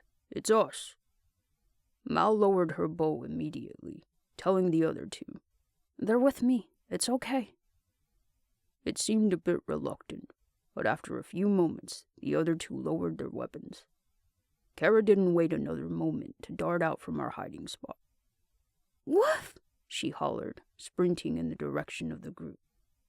I panicked a little when the soldiers tensed at her fast movements, but when Wolf recognized Kara, he shot forward so fast it yanked the rope from Mal's hand. Kara collided with the happy canine so hard it knocked her to the ground. She wrapped her arms around him, wrestling with him, and running her hands through all of his fur, while he jumped all over her. The dog was so happy he was whining, and he kept throwing himself on top of Kara, only to run an excited circle around her before jumping on her again.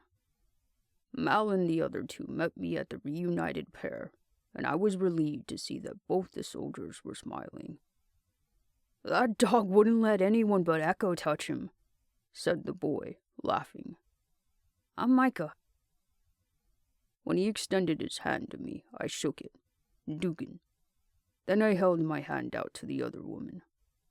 "Imogen," she introduced herself.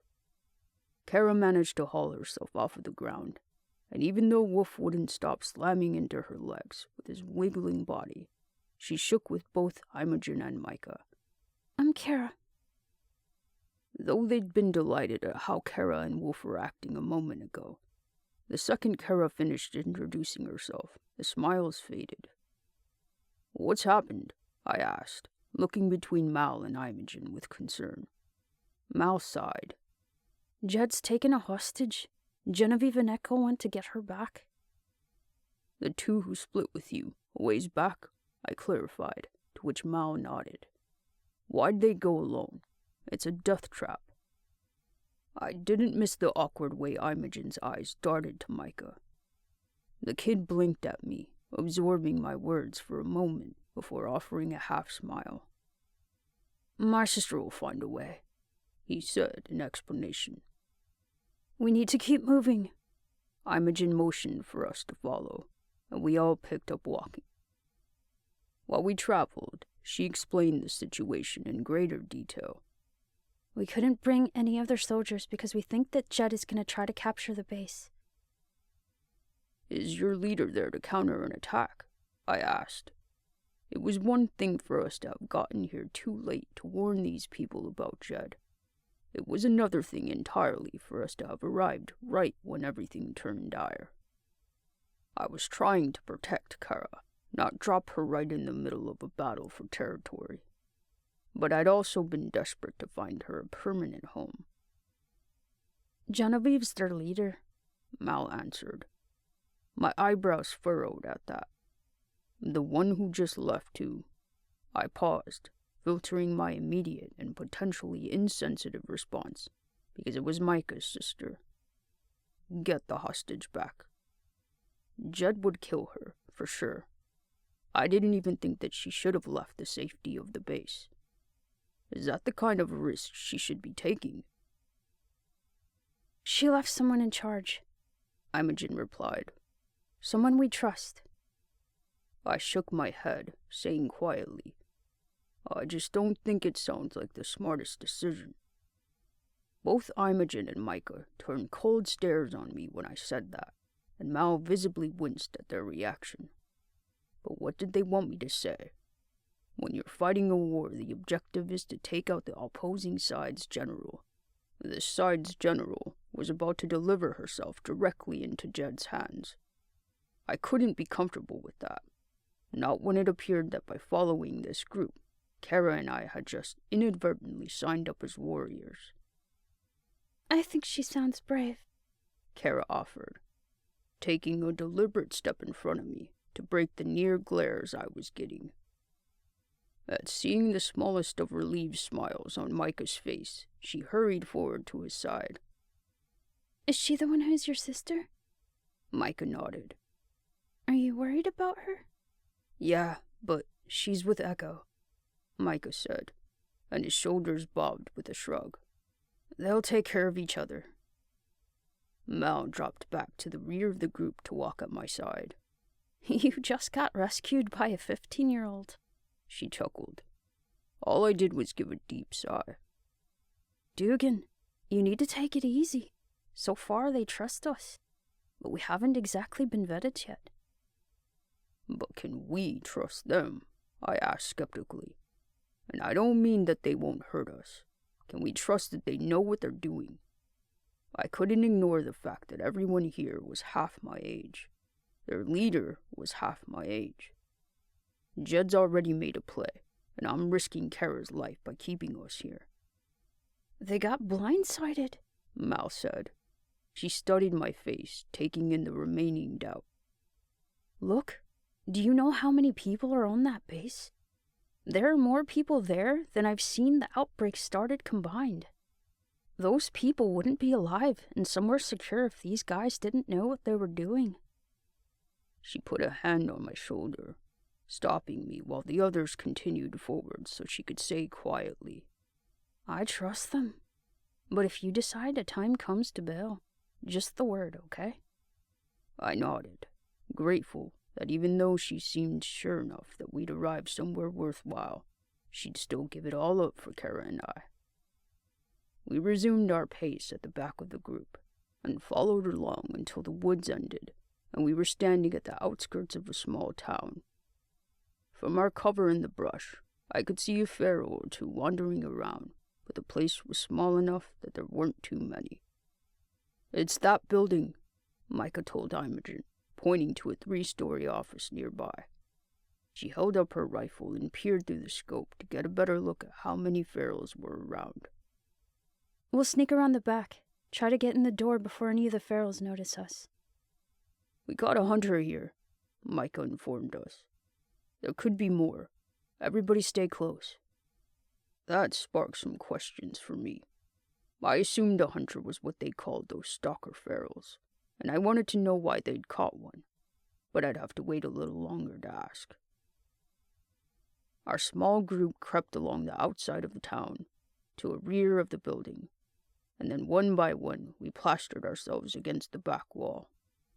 Imogen led the way to the side, peeking around the corner, to check for ferals before edging herself around. At the front of the building, we worked our way in, inching more and more slowly toward the door at the center, hoping the ferals wouldn't notice us. The few wandering around were busy digging through bushes or old garbage bins, looking for food, and 2 others were fighting over a dead animal. It seemed like we were going to get through the door without being noticed at all, but Imogen had just reached for the handle when there was gunshots from the distance. Each of the ferals looked up toward the gunshots, which put us in their line of sight. The first one to see us snarled loudly and took off in our direction. Move it! Imogen shouted, yanking open the door and waving us in one by one. We all darted in, first Micah, then Kara, Mal, and then I. Imogen whipped around to throw herself through the door, but the feral managed to launch itself through the opening before the door slammed shut behind her. It took her to the ground, its jaws wide for a hungry bite. Before it could bury its teeth in her, I smashed my foot against it, to knock it off of her, and then I aimed my pistol at it and fired a shot. "You okay?" I asked, while Mal offered Imogen a hand and pulled her off of the ground. Imogen nodded, brushing herself off. Thanks. I flinched when the next feral collided with the closed door, and without another word, our group headed for the roof. The gunshots were still sounding in the distance. They were constant and different pitches, as though coming from a variety of different guns. When we reached the roof, both Micah and Imogen strode to the edge, staring in the direction of the shots, as though they could see what was happening. I trudged to Imogen's side. "Is that coming from the base?" She nodded, and we all stood there for a few minutes in tense silence, listening to the echo of gunfire crack through the air. With how many people Mal had told me were on that base, and with how vicious I knew Jed's group was, I expected the battle to last for hours. It was far from comforting then, when after only a few minutes the shots ceased, and not another sound came from the direction of camp. Didn't sound like much of a fight, Mal observed cautiously. Neither Micah or Imogen said anything in response, but Micah folded his hands behind his head while Imogen squatted down to let out a stressed sigh. "What now?" I asked. But what I meant was, did Jed win? Are we going back to try and rescue them? Is there a plan if Genevieve never returns? Who takes over and calls the shots, and makes sure I'm not risking Kara's life for nothing? Wait for Genevieve, Micah answered, turning around to sit at the edge of the roof. She said to wait for 2 hours, Imogen added. It's been about 45 minutes. Imogen dropped down next to Micah, so I gradually sat down too, along with Kara and Mal. They both seemed more tense now than they had been previously. For a while we sat there, and they kept glancing toward the base. Micah's foot was tapping impatiently, and Imogen kept sighing and adjusting the rifle she'd set in her lap. It wasn't hard to imagine why they seemed so concerned. Micah's sister had gone into a dangerous situation, and their camp had probably already given up fighting Jed and surrendered the base to him. Surely there were people at camp that they cared about, and they were worried about what Jed might do to them, or what might happen if they couldn't take the base back. Seeing as I didn't know Micah or Imogen well, I didn't want to try making conversation with them while they were tense, but after a few minutes of silence, Imogen asked, How'd you find this place? We encountered Jed a while ago, I explained. We overheard some of his guys talking about a radio signal they'd intercepted, coming from here. We tried to get here sooner to warn you guys, but he took all our supplies and weapons, and I was injured. You still made it, Imogen said with the smallest of comforting smiles. Hopefully things go our way for once. Micah, Imogen, said a female voice from a radio at Imogen's waist. That's Jen, Micah said happily, turning to face Imogen while she brought the radio to her lips. We're here, Imogen replied. Did you guys get Casey? There was such a long pause that I almost expected Genevieve hadn't been able to get the hostage back, and she was afraid of delivering bad news. I have Casey, Genevieve finally said. But even though I'd never met her before, I could hear the strain in her voice. We'll be there soon. Over and out. Imogen had taken a breath to say something else, but at over and out, she closed it and stared at the radio. Is something wrong? I ventured to ask. Imogen lowered the radio, her eyebrows furrowing for a moment before she returned it to her belt. I don't know, she answered. But when her brown eyes met mine, there was an unmistakable fear in them. It felt like an eternity that we continued to sit there, waiting for Genevieve, Echo, and Casey to return. While Micah seemed relieved that Genevieve was coming back, Imogen didn't bear the same light anticipation. Eventually the door to the roof cracked open, and that same voice from the radio called, "It's me." before two females strode through. Micah had stood and began pacing over, seeming intent on giving Genevieve a hug. But when they made it through the door, he stopped in his tracks, and the rest of us rose to our feet. The woman with black hair, who I assumed was Genevieve because she was the only one I'd seen separate from the group, had nothing covering her upper body but a sports bra and a terrifying amount of smeared blood. The blood streaked her arms and hands, and there were remnants of some on her face. Her shoulders and mouth and eyes were sunk with grief, and even without hearing what had happened, I already knew. Genevieve looked at me, and then at Kara and Mal, but she refused to look at Micah or Imogen. Nobody said anything. Nobody so much as breathed. The first one to make a sound was Wolf. He sauntered forward, his nails clipping the hard surface of the roof at a pace so slow, I was sure he knew what had happened too. He padded right to Genevieve's side and placed his head beneath her hand. It meant something to her, because her face converged, and she took in a deep breath to stop the emotion. She yanked her hand away. "Jen," Micah whispered. Before he could say anything else, she started forward, motioning to the radio at Imogen's hip. "My battery died. I need your hand held." Imogen backed away from her reach, and her eyes flooded with tears. "Where's Echo?" "The radio," Genevieve insisted.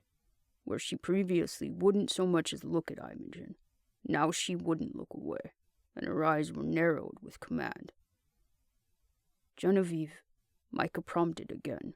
"You're Genevieve cut him off, growling fiercely. "Give me the radio, Imogen, or so help me." I glanced at Mal. We didn't know these people. I didn't know how Genevieve would react if Imogen refused again, or how she'd deal with the loss she'd so clearly suffered, or if she was capable of still leading. Mal didn't seem sure either, because though she was clearly concerned about the tension between Imogen and Genevieve, she shrugged. "The blood," Micah murmured. "Where's Echo?" Imogen repeated in a whimper. "Have you heard anything from Blake?" Genevieve demanded impatiently, desperately motioning for the radio again.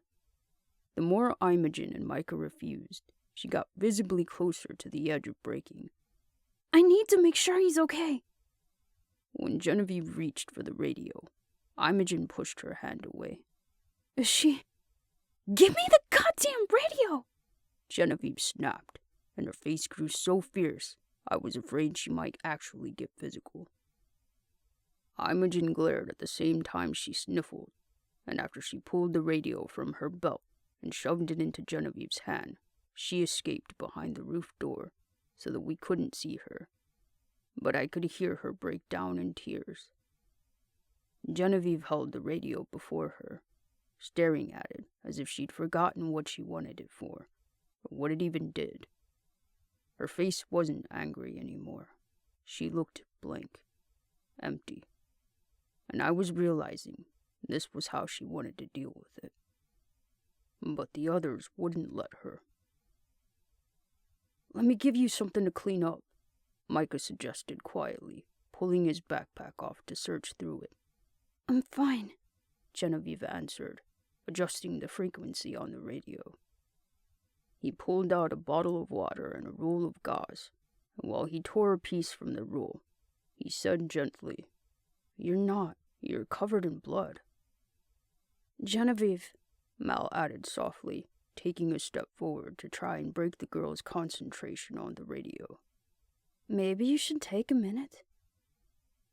"We can wait," Micah agreed. "I said I'm fine!" Genevieve screamed, finally looking up from the handheld to glare. "I'm fucking composed! Jed already has the base. Every second we spend could mean another life, and you want me to take a goddamn minute?" If one more person fucking brings it up, I'll fucking lose it. You want me to lead in a goddamn cavalry, then let me do what I have to fucking do. She stopped while every one of us blinked at her in stunned silence, panting for air because she'd extended it all on shouting. Thank you, she grumbled in an aggravated sigh. She adjusted the frequency on the radio one more time and then brought it to her lips. Blake, do you copy? Blake, it's Genevieve. Over. I was too worried about their leader's emotional state to even open my mouth, so I stood there silently with Kara and Mao while she waited for a response from the radio. Though Micah appeared intensely concerned about his sister, he refrained from saying anything else. Instead, he took off his jacket, pulled the shirt over his head, and put his jacket back on. Blake, do you read me? Genevieve asked again, taking the shirt Micah was offering her. Loud and clear, pipsqueak, replied a male's voice. Casey? She's here, Genevieve answered while she dropped her backpack and tugged the shirt over her head. She's okay. Judd scanning frequencies. Blake said hurriedly. We only have a minute before he finds the emergency channel. Give me the full update. Over. He got to some of our men, Blake began to explain. They turned on us. Took over before we could even catch our bearings. We're outnumbered. Blake stopped short, and there was a few moments of tense silence before his voice came back. Outnumbered. I took everyone I could into the sewers and snuck back up for recon. They're looking for me. Jed's got some of his troops guarding all the civilians he trapped into the cafeteria. Roger so far. Genevieve stressfully ran a red-stained hand through her hair. Roger. He and the rest of them are posted at the armory with their vehicles. They're trying to get it open. Casualties? Genevieve asked. A few in the firefight, Blake answered. Jen, he's keeping everyone alive. He wants to use them as slaves, I think. But I heard his men say he only wants enough civilians to sustain his men. The rest, he... Genevieve, interrupted a familiar voice. It was Jed, and he was singing his triumph, and at hearing him, Genevieve visibly froze. I'm surprised you made it out alive. Her fist clenched around the radio, and when there was no answer, Jed continued. I'm organizing the slaves by tiers. I've got a spot reserved for you at the top, if you surrender yourself. I don't know if it was terror or rage or a muddling of all kinds of intense emotions, but Genevieve's hands began trembling. And tell Echo I've got some product left to quench her thirst. At that, Genevieve let out a snarl and raised the handheld in the air, preparing to smash it down against the surface of the roof. Not the radio! Micah exclaimed, darting forward and snatching it from her before she could release it. Now that she didn't have anything to take her anger out on, it didn't seem like she knew what to do, so she threw her hands in her head, huffing uncontrollably and grumbling to herself as she began to pace the edge of the roof. Imogen came back around, wiping her dampened cheeks while she resumed a spot beside Micah. We all watched Genevieve pace for a minute, calming herself down, until eventually she stopped to face us. We're taking it back, she said sternly. Get your stuff. What, now? Imogen asked in shock. Shouldn't we wait until nightfall? That's what he's expecting, Genevieve mumbled, and even from feet away, I could feel the rage boiling beneath her skin. That's what he thinks we'll do. What anyone sane would do. She strode forward, and when she motioned for the rifle over Micah's shoulder, he gave it to her. I'm done playing games with him. We're outnumbered. Any advantage we'd gain at night would be his advantage too. The only way we stand a chance is if we can catch them off guard. And the only way we'll do that is if we attack now. I glanced over at Mal. and she knew by the look on my face what I was thinking. If we were going to leave and bail without helping these people get back to their camp, now was the time to do it. Genevieve, I said cautiously, taking a timid step toward her. Her brown eyes focused on me, widening a bit, as if seeing me for the first time. Dugan, I introduced myself with as friendly a voice as I could, but my heart was thudding hard. It was impossible to predict how Genevieve would react to it if we didn't stay. They needed all the hands they could get in order to recapture the base. For all I knew, she might try to force us to help. Look, I started, getting closer to Genevieve, as if to have a private conversation with her, even though I knew everyone could still hear me. I know you have people to worry about, and that you need all the help you can get, but that kid is everything, and I can't let anything happen to her. Dugan, Kara protested instantly, knowing what I meant to say, that we couldn't go with them. Genevieve looked from Kara to me, thinking quietly to herself for a few moments. It was obvious she hadn't been expecting it, and I could tell that she didn't like it. Mal, she prompted, because I hadn't stated where Mal stood on the issue. Mal pursed her lips apologetically. I made them a promise. Genevieve nodded, and I could tell by her continued thoughtful silence that she was readjusting her expectations about how their rescue mission might go. Okay, she sighed. Whether you help or not, there's room for you if we manage to get it back. Without another word, she started for the exit, and Imogen, Micah, and Casey followed. Dugan, Kara protested again, stepping in front of me with urgency. We have to help them. It's too dangerous. We only had 2 weapons between the 3 of us, and I still hadn't completely healed from my injury. Being alive is dangerous, she argued. If you want to keep me safe, we have to help them. She felt so passionately about it that her eyes were getting watery. As a group exited the building down below, I heard gunshots, and I knew they were dispatching the ferals outside. I also knew the fact that they were leaving was causing Kara to panic.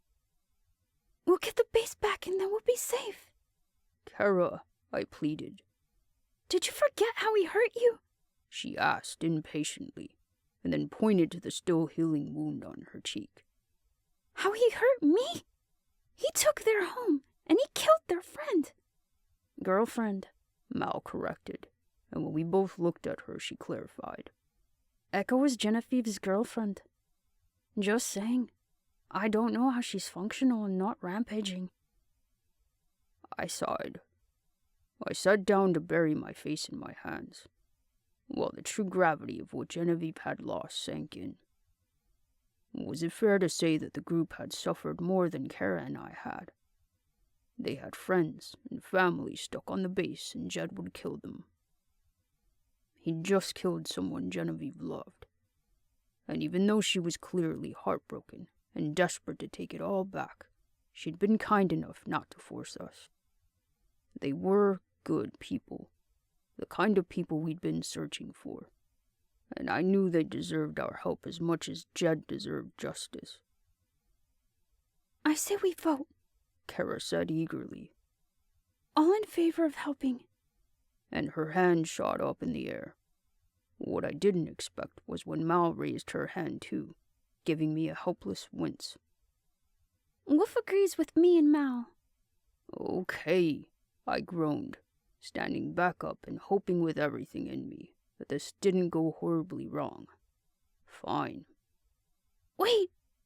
Kara yelled after the disappearing group on the ground, and immediately ran for the roof door.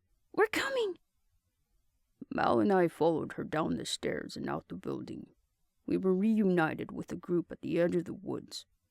Genevieve extended a nod of acknowledgement and continued in the direction of base. What's the plan?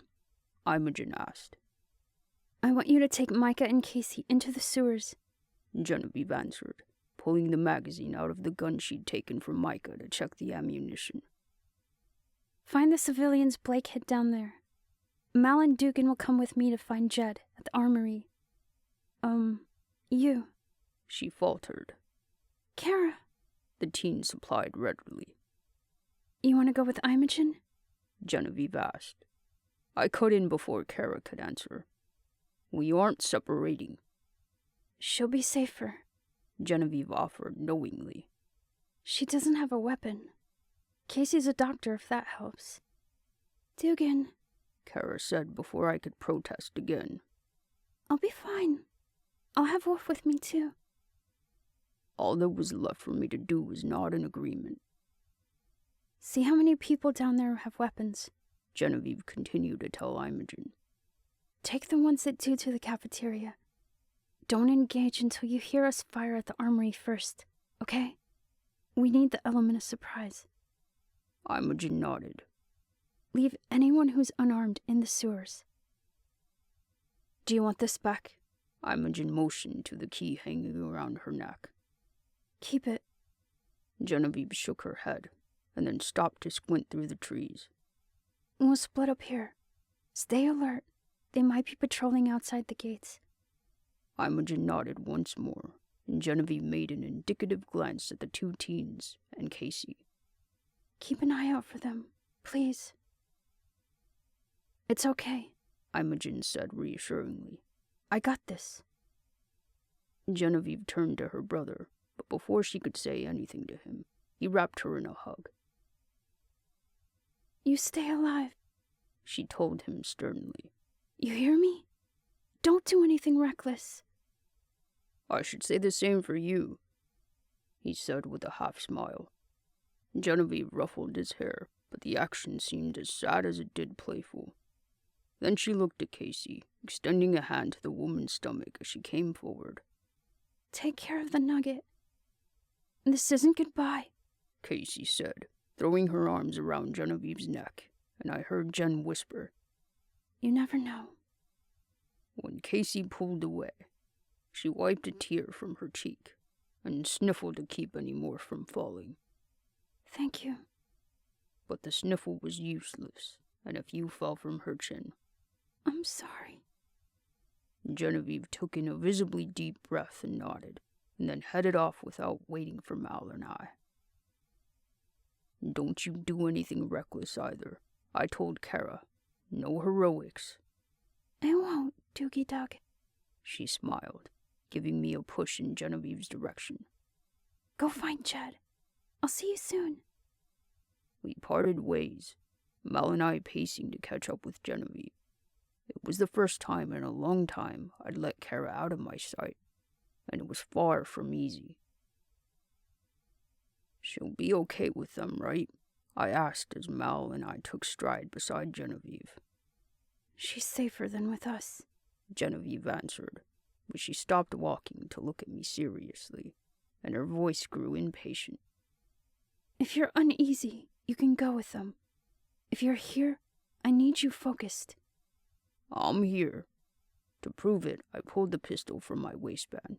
I'm ready. Genevieve's eyes scanned my weapon, and then lingered on me for an apologetic moment before she picked up walking.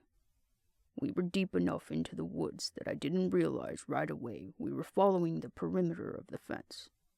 We were right outside the base, and being so close was almost enough to make me trade worrying about Kara for worrying about more immediate danger. Eventually, Genevieve stopped and crouched down beside a set of bushes. We need to find a way past the fence. We can climb it, Mal said. Jen looked like she was about to protest, so Mal added, Jed and that other chick turned off the electricity last night. To test that out, Genevieve left cover to toss a stick toward the fence. It hit the cold wires without so much as a spark and dropped to the ground. Finding Mal's assessment true, she waved us over, motioning for us to hurry and climb. Mal went first. Having pulled her jacket out of her backpack, she draped it over the barbed wire on the top so that she could get over. I went second, and though my ribs hadn't bothered me much the last few days, I felt it climbing. Every upward pull ached, and when I leaned over the top to shift my weight to the opposite side, it grew to a sharp pain. I tried not to let it show, gritting my teeth so the pain wasn't visible on my face. The last thing I needed was Genevieve doubting how much use I'd be because of an injury. I'd resolved that I was going to help, and I'd do it to the best of my abilities. Genevieve was the last to cross over, and when she reached the ground, she handed Mal the jacket. Stay close to me. Mal, keep an arrow loaded. Dugan and I won't shoot unless we have to. She looked at me to make sure I understood, and while Mal hooked an arrow onto her bowstring, I nodded that I did. Keeping low, Genevieve led the way to the closest building, and we pressed ourselves against it. We moved to the edge, and she checked to make sure the path was clear, before darting to the cover of the next one. Building after building, we headed across the base, until finally we found our first obstacle. We'd come to the end of the side streets and small housing roads. We reached our first major street. After peeking around the corner, Genevieve motioned us back a ways. 2 of Jed's men are standing outside this building, Genevieve whispered. They've got a clear view of the entire street. There's no way we're getting across without being seen. What do you want to do? I asked, taking in her rifle and my pistol and thinking there was no way we could take the men out without making noise. She crept to the edge of the building to take another brief look and scanned Mal and I for a moment before coming up with a plan. I'm going around to the other side, she said, pulling a long hunting knife from her thigh. So far, Genevieve had been increasingly goal-oriented, so when she seemed stunned by the knife in her hand and frozen by the sight of it, I didn't know what to do. She just stared at it, squeezing the grip between her fingers like she was unexpectedly terrified of the weapon but unable to let go. Genevieve? Mal prompted after nearly a minute. The girl blinked away whatever shock she'd endured and tore her gaze away from the knife. I'm gonna see if I can lure them to the corner, or I can catch one off guard. Mal, shoot one the second the other reaches the corner of the building. Got it? Do you think maybe we should try to knock them out instead? I asked. Or try to get information out of them. Can you knock them out? She asked rhetorically. Hand-to-hand is Eka. She froze again, but cleared her throat and recovered far more quickly than she had the last time. It's not my strength, and we've always had zero-tolerance policy with raiders. There was no way I could guarantee I'd be able to knock out even one of those men before they managed to get a shot off and alert everyone in the area of our presence. Even though that made me feel somewhat useless, it was at least a little comforting that Genevieve seemed confident in her plan. Come with me, she instructed instead. Have your pistol ready, just in case. I gripped my gun in my hand and followed Genevieve around to the opposite side of the building, making sure to walk as silently as possible. At the corner of the building, she motioned for me to crouch down, and once I'd taken a knee, she scraped her boot against the grainy wall, making a scuff loud enough to attract attention. You hear that? One of the men asked. Footsteps accompanied the other's voice saying, Let's check it out. Genevieve's fingers tensed around her knife, her feet planted firmly against the ground, and her shoulders rose with a deep breath. I hoped Mal was ready to fire the moment one of the guards reached us.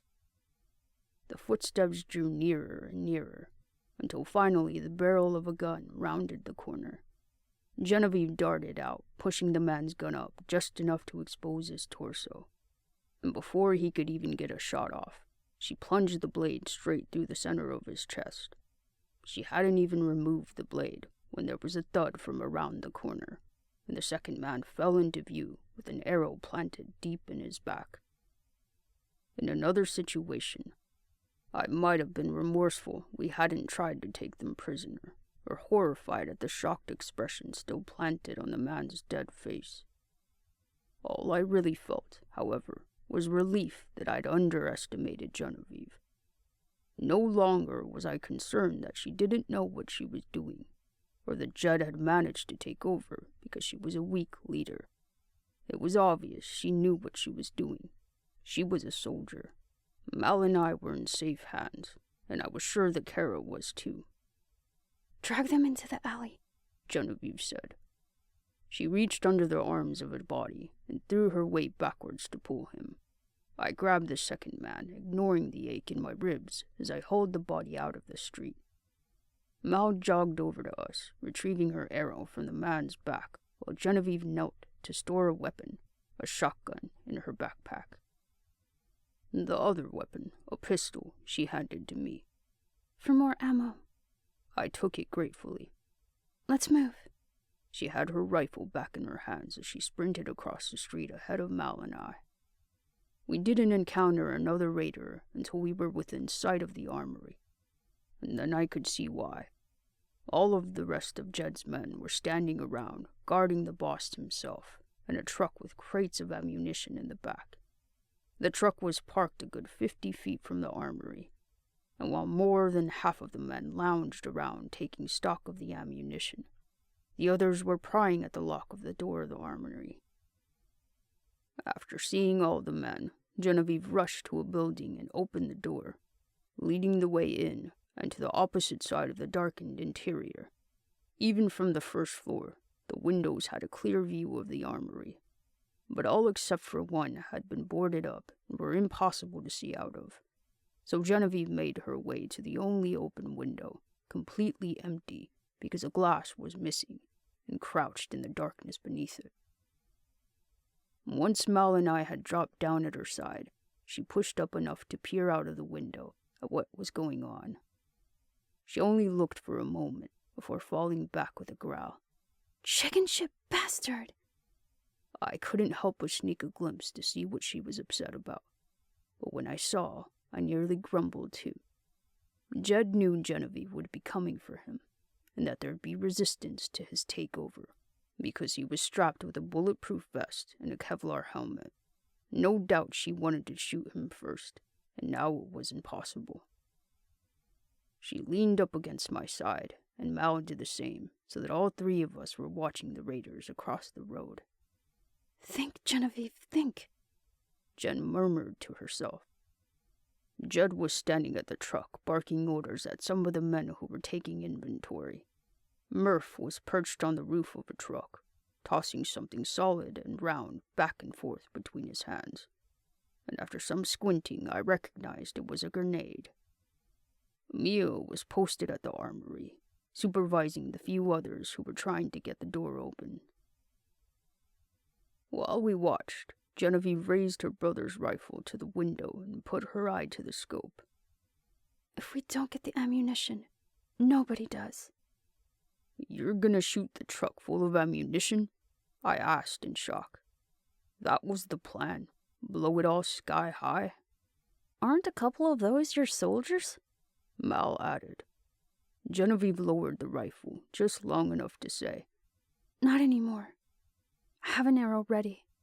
She glanced through the scope again, but as her finger tensed over the trigger, Judd paced away from the truck to talk to Mia. "Shit." He wasn't close enough anymore for the blast of exploding ammunition to kill him, and I let out a breath that mirrored Jen's disappointment. We watched for a minute to see if he'd return to the truck. "Come on," Genevieve urged, shifting impatiently. Another minute. "Walk back over." Her hand wavered on the grip of the gun, her trigger finger tapping anxiously. "Fuck it." Without waiting another second, she fired a shot into a box labeled grenades. The immediate explosion was so much bigger than I anticipated, but it wasn't just one. Whatever grenade she hit exploded, and then something else blew, and something else after that, in a series of blasts in all of 2 swift seconds. It was so powerful that every person around the truck was dead instantly, including Murph, and the truck itself repelled massive chunks of metal and shrapnel in every direction as thick black smoke shot into the air. Anyone standing around the armory was hit by the force of the blast and thrown to the ground so hard they skidded and rolled a few feet. Hell, it was so strong that it reached the building we were in and shook straight through the ground beneath us. Mal darted to her feet, laughing in astounding amazement. Holy shit! She pulled back on the bowstring, aiming and firing it at Raider, who hadn't even recovered enough to stand. "Get the fuck up!"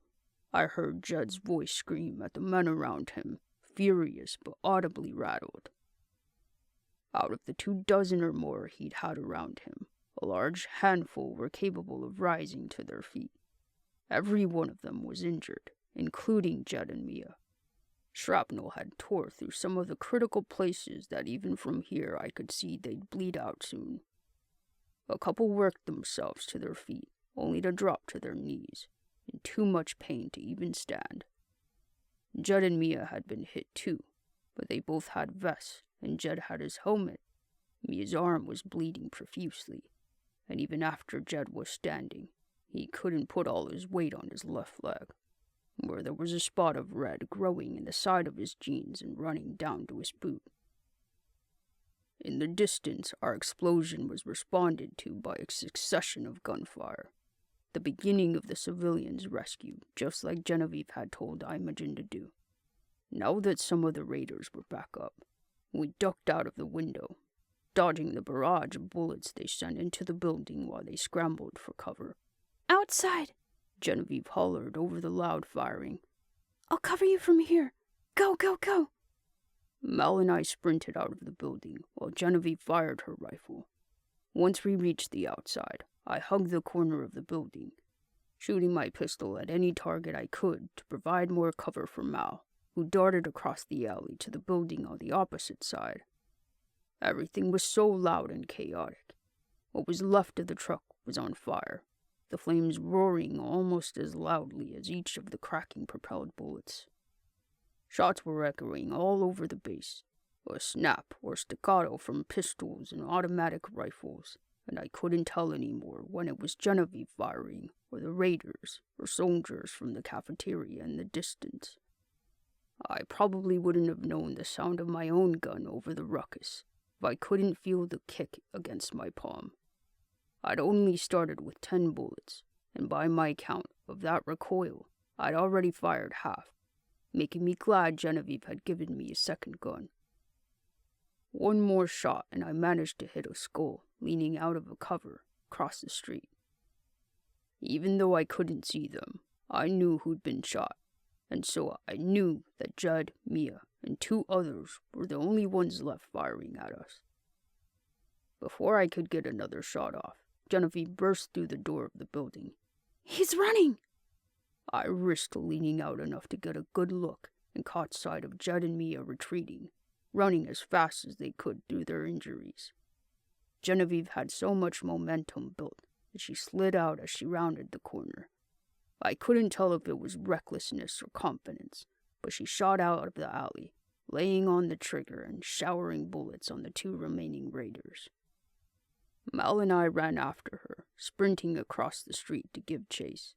We'd only made it halfway when a bullet pierced the pavement directly in front of my feet. I jumped sideways to dodge it, and then immediately threw myself behind the large mailbox. Some of Judd's men had left the cafeteria and just reached us. There were 8 that I could see, too many for the 3 of us to handle, when Genevieve was the only one with an automatic weapon. I fired in their direction at the same time Mal released an arrow from my side, and Genevieve shot from where she ducked behind the corner of a building. We didn't have time for this, and just as I began to worry that Judd and Mia would escape, a series of shots came from behind us. The roar of the engine reached my ears, and before I could turn to see who or what it was, a vehicle screeched to a halt at our side. "Go!" the driver shouted as 2 of his passengers littered bullets at the raiders splinting down the street. "We got this!" Blake! Genevieve yelled over the constant and deafening noise. When you're done, take Garcia and Trips into the DFAC. The driver nodded. Make sure they're safe. Okay, go, he repeated, and Genevieve took off running. Mel and I resumed pursuit right behind her. We could just see Mia and Jed sprinting ahead of us, their pace slow because of Jed's leg. Mia stopped to let him get ahead, and each of us jumped behind cover while she emptied a clip at us to let Jed retreat. Once her clip was empty, she turned to run, and Genevieve raised her rifle, firing bullets that exploded into the concrete walls of buildings around Mia. As we picked up speed again, Jed and Mia split. Jed disappeared between buildings, while Mia continued straight to lure us away. Go after Jed, Genevieve commanded, and I hadn't realized she'd been holding back for Mal and I until she picked up a burst of speed to chase Mia. She flew by Jed's last location, while Mal and I tried to pick up the pace, and we both turned down the alley Jed had disappeared in, right as the door of an office building slammed closed. We flew to it, and after I yanked it open, I followed Mal inside. It was dark in this small 2-story place. As intimidating as it was not knowing where Jed had taken to hiding, or how much ammunition he had left, Genevieve had chased after Mia alone. I wanted to get this over with as fast as possible, so that we could catch up and make sure that Jen was okay. Can you search down here? I asked Mal. I'm good, she nodded, half tensing her bowstring while I started for the stairs to the second floor. I crept upward as silently as I could, cursing every creak in the steps, even though I doubted it could be heard over the gunshots still coming from outside. When I reached the top of the stairs, I paused, thinking I should use my flashlight to see. With any luck, shining it at Jed might disorient him because it was so dark in here. Having found it in my bag, I raised my handgun, leading with it and the beam of my light so that I could fire the moment I needed to. There were 2 small office rooms on each side of the hall, so I tiptoed to the first one and plastered my back against the wall. It took a deep inhale to work up the nerve to shine my light into that room, but I eventually did. I darted out, moving the beam over every inch and then rushing in to check behind the desk. It was empty. I worked up the guts to move across the hall to the second room, sticking close to the wall once more. The gunshots outside were mimicking the pounding of my heart in my ears so thoroughly I didn't know what was what. All I knew was that I was nervous. Last time I encountered Jed, he could have killed us easily, and I was terrified that he could do it just as easily now. Okay, I breathed quietly, preparing myself to leave cover. Now, I burst into the doorway, nearly expecting that Jed wouldn't be here. And so when my light flashed over his figure, I was so stunned that I got my shot off a moment too late. He had his gun on me too, but the light blinded him so that he ducked to dodge my slow shot. He missed me with 3 of his. But then he charged forward, colliding into me with his massive body and ramming me backward into the doorframe. I felt the sharp refracturing of a rib, but I didn't have time to be grateful that it hadn't pierced my lung again. Jed whipped me to the side, his fist smashing into my face before I could recover from the pain. I remember you, he rumbled, winding up again. It was pure instinct that made me drop my head to one side when he punched again, and his fist went straight through the drywall. I pushed forward with all my strength, trying to take him to the ground, because maybe the fact that he was twice my size wouldn't matter so much. But I couldn't take him down as easily as I'd hoped to. We both stumbled backward until the desk of the office caught his weight. I had a grip on his shoulder, and he had a grip on mine, so I released one hand while he tried to wrestle me off of him, and I wound up to release it into his stomach. He huffed angrily against the strike, but it didn't hurt enough to throw him off. Jed forced us around, and as he tried to push me down on the desk, where he could hold me with one hand and hit me with the other, I could see Mal in the doorway. She had an arrow ready to fly, but I was struggling to keep Jed from pinning me, and Mal was too worried about hitting me with the arrow to actually release it. Instead, she rushed forward, pulling the arrow from the string to grip it in her hand, and she plunged the head into Jed's back. Jed growled and turned from me just enough to shove Mal so hard she tumbled to the ground. Then he reached behind him to pull the arrow out, and now was my chance to strike him again. But hitting him in the abdomen wasn't enough. I wound up, crouching just enough to slam my fist into the hole the shrapnel had made in his thigh. The shrapnel was still embedded in the muscle, so that when I hit it, the piece of metal sliced my knuckles. But it hurt Jed so bad that he yelped with pain. So I did it twice more, ignoring that the metal got closer to the bone in my hand every time I struck him. The second time he dropped to one knee, and hitting him had been so effective that I thought he was done.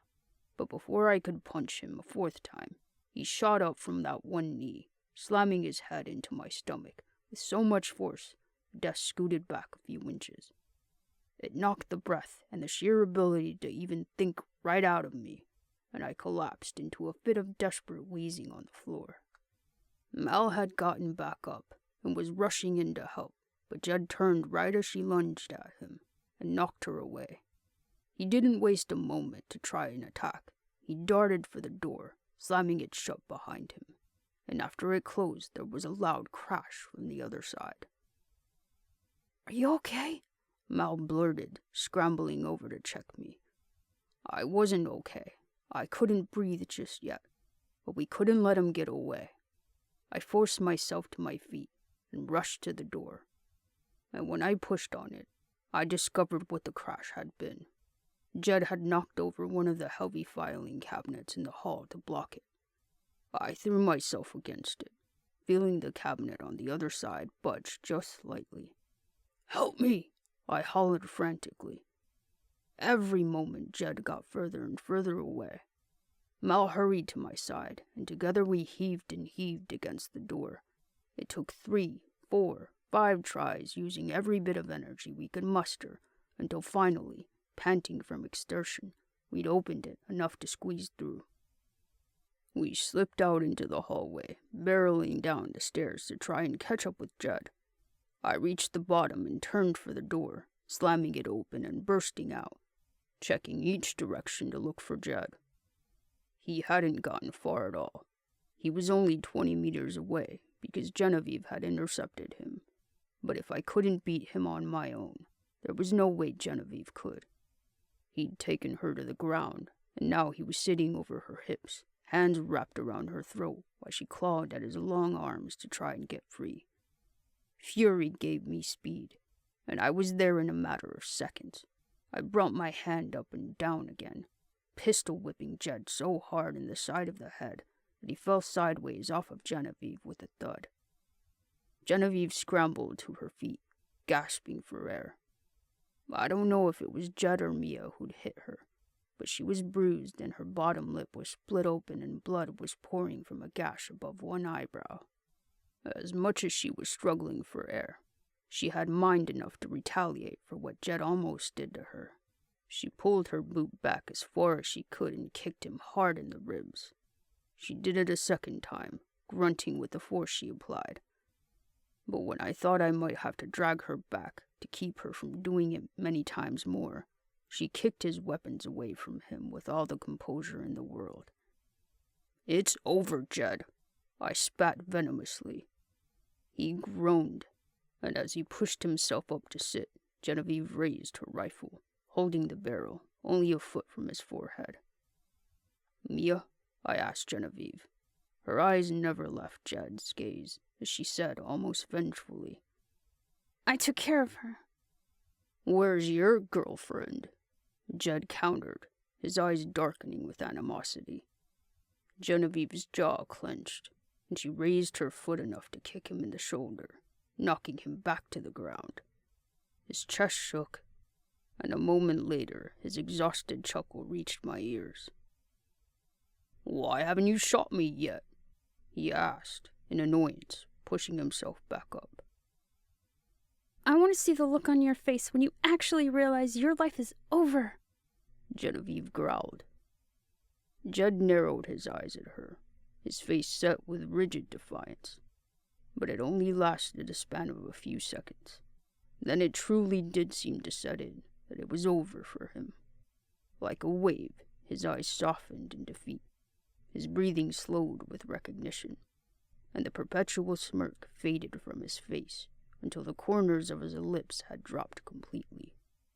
He glanced from Genevieve to Mal, and finally at me, and when his eyes met mine, I could see years and years of life after the outbreak in the fractured lines of the corners of them.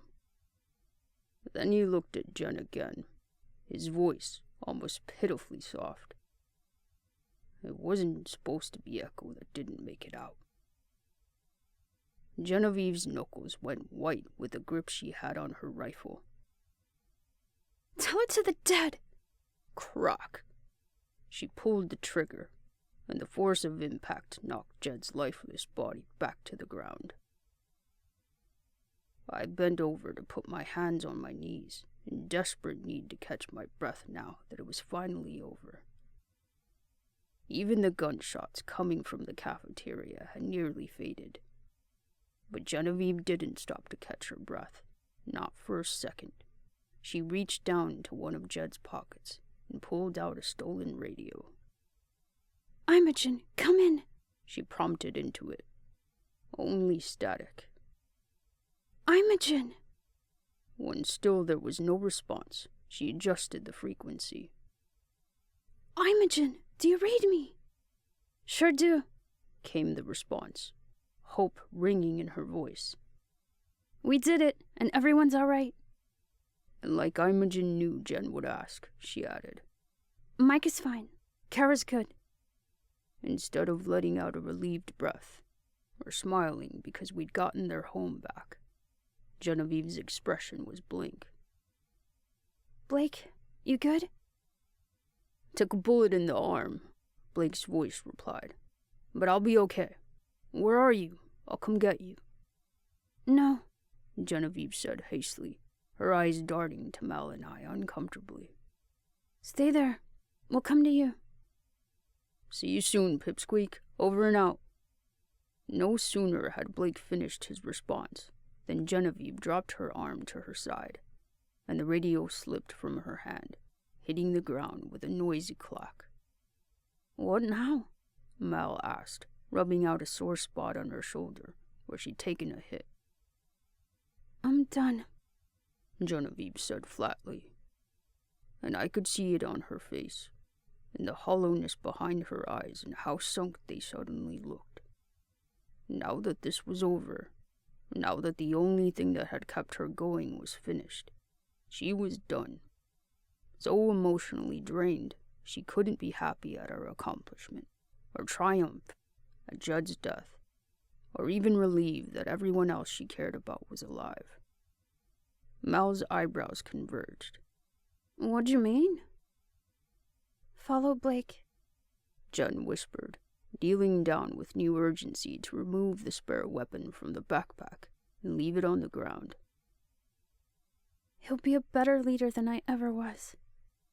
Genevieve? Mal's voice gained an edge of worry. Him and Micah won't understand. She ran a hand through her hair, swallowing a deep breath in order to speak again. Tell them I'm sorry. By the confused look on Mal's face, I knew she was going to ask another question, so I answered what I thought she didn't understand. She's leaving. Mal's head shook with protest. You can't go out there alone. The hunters are getting smarter. And you're bleeding. You might need stitches. Genevieve palmed at the wound over her eyebrow with recognition, touching it so roughly I cringed for her. She didn't so much as wince before wiping the blood on her jeans. But it was clear, Mal's protest meant nothing. I can't. I have to go. Wait, Mal said urgently when Jen made a move to walk away. It stopped her, and Mal immediately took the quiver off of her back, extending it and the bow to Genevieve. You know how to use one of these? When Genevieve's chin dropped with a curious nod, Mal said, Trade me? Genevieve just squinted at her in confusion. If you're going out there, you'll want something quiet and sustainable. You can give it back when I see you again. You might not. Just... Mal interrupted, giving the bow a shake. Take it? Genevieve strode forward slowly, reaching out for the weapon with an unsure timidity. After she'd taken it, she looked at the rifle in her other hand, and then put it into Mal's. Thank you, she said to Mal, her grateful gaze wandering to me to say she was talking to me too.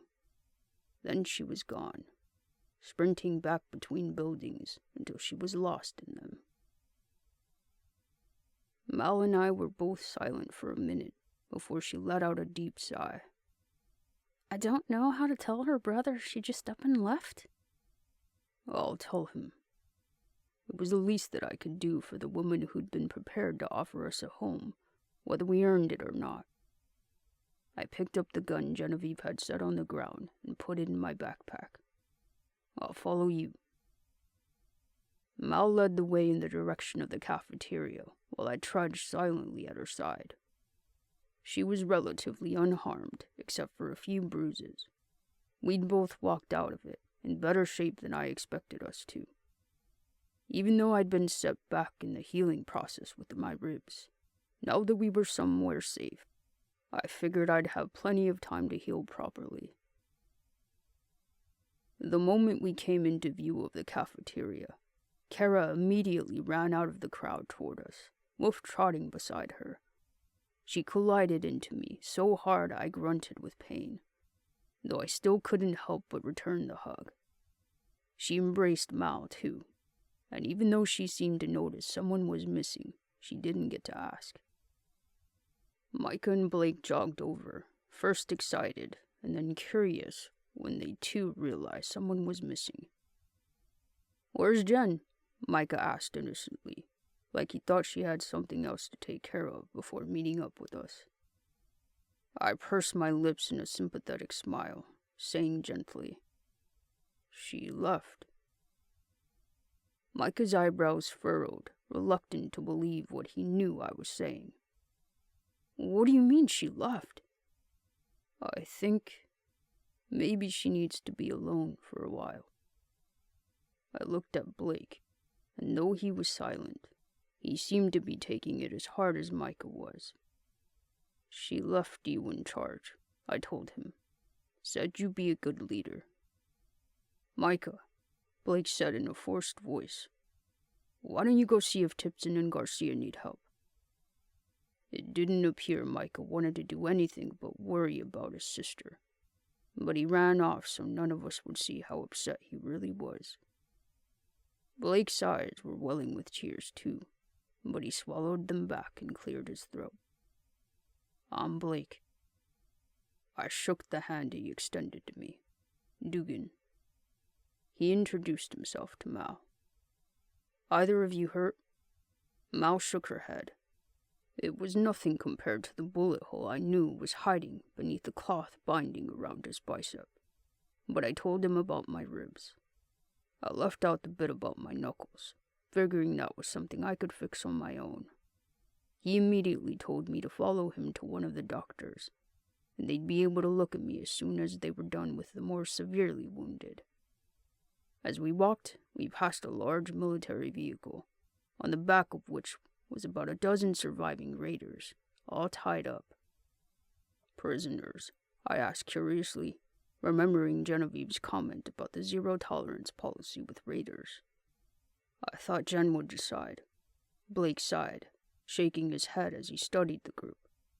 "There's so many of them, and they surrendered. I can't just shoot them. Maybe exile without weapons." I nodded in understanding. "Anyway, wait around here and one of the docs will take care of you." "Blake," I prompted, stopping him as he made to walk away. "I know you don't really know us yet, but if there's anything that we can do to help, we'll do it." He took in the sincerity of my voice, and on my face, and he managed a small smile while giving my shoulder a friendly pat. "I appreciate it. I know Jen would too." Before any more emotion could mar his composure, he left. I sat down on the curb nearby, Mal and Kara dropping down next to me. There were wounded soldiers and civilians lining up to be seen by the few people who looked like doctors. Even though it would take a while, and my side and hand were aching, I was perfectly content to sit here as long as it took. We'd found a place to finally stop. Right now, it was struggling, and its leader had left, and it was a little broken. But there were so many people. It was populated and secure, and it could thrive once it got back on its feet. It was home.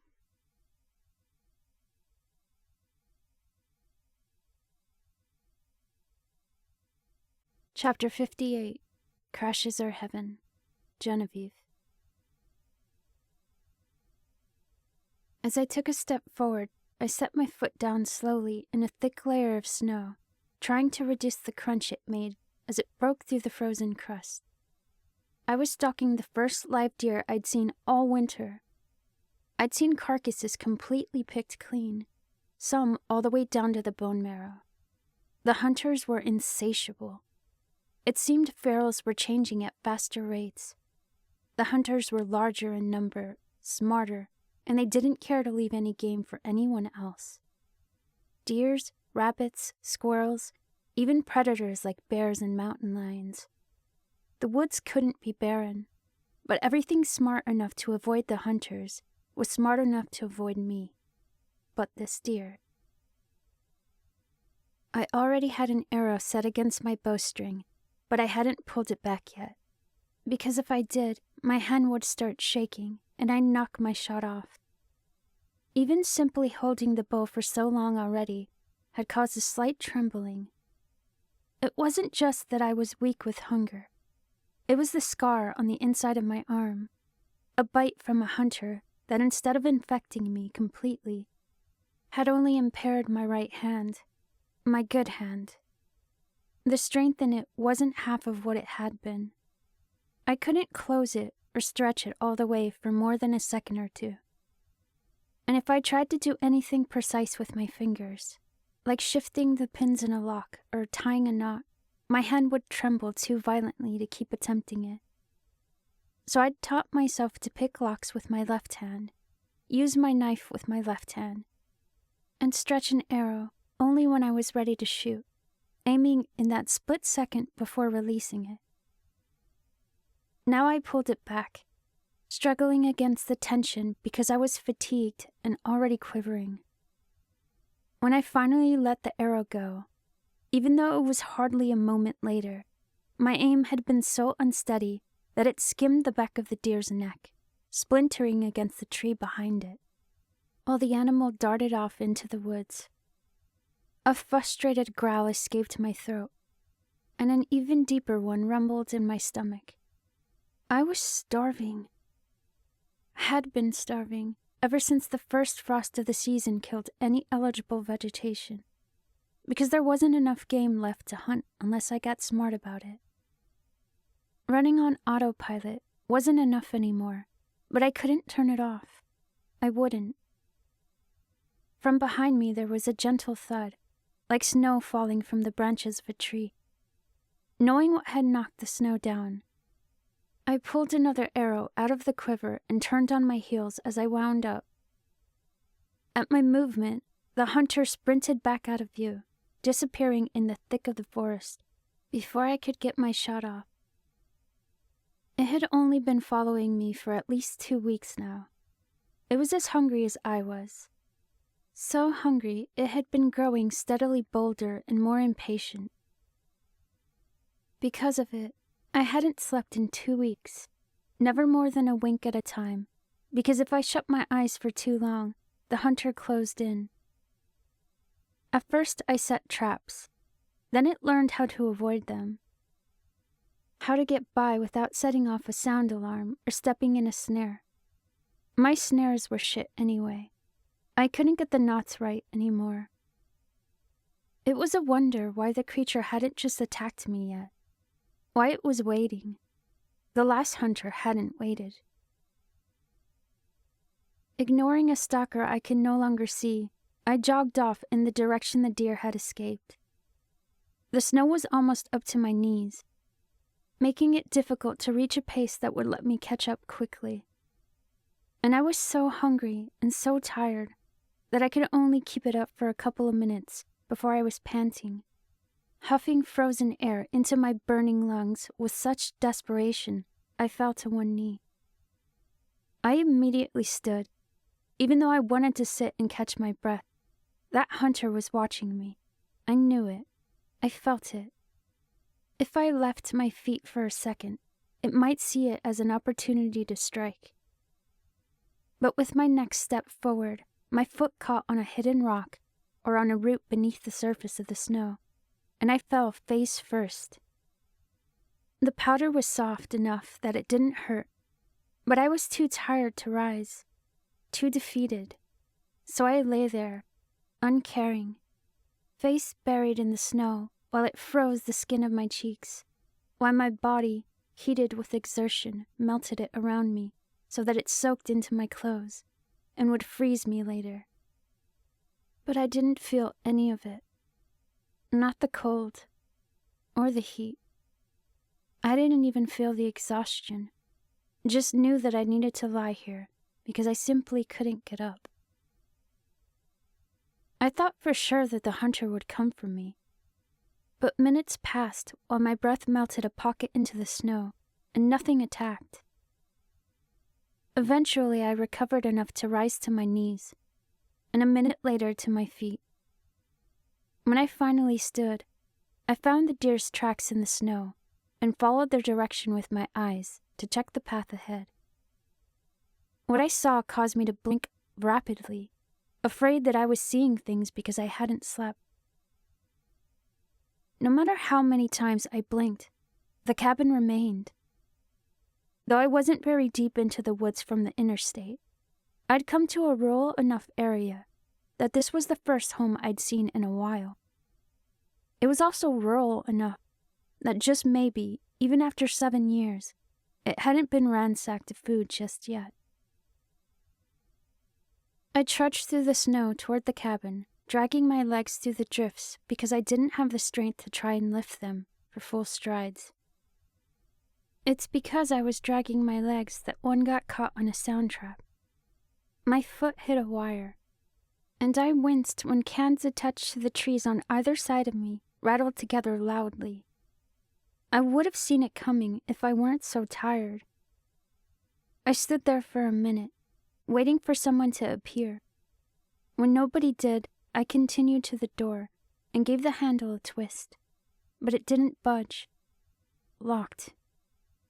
I eased myself down in front of it, reaching for the bracelet at my wrist. Her bracelet. And pulled out the bobby pins. I stuck them into the keyhole, mechanically shifting and applying tension until the lock released and I could push the door open. I strode into the small cabin with an arrow loaded.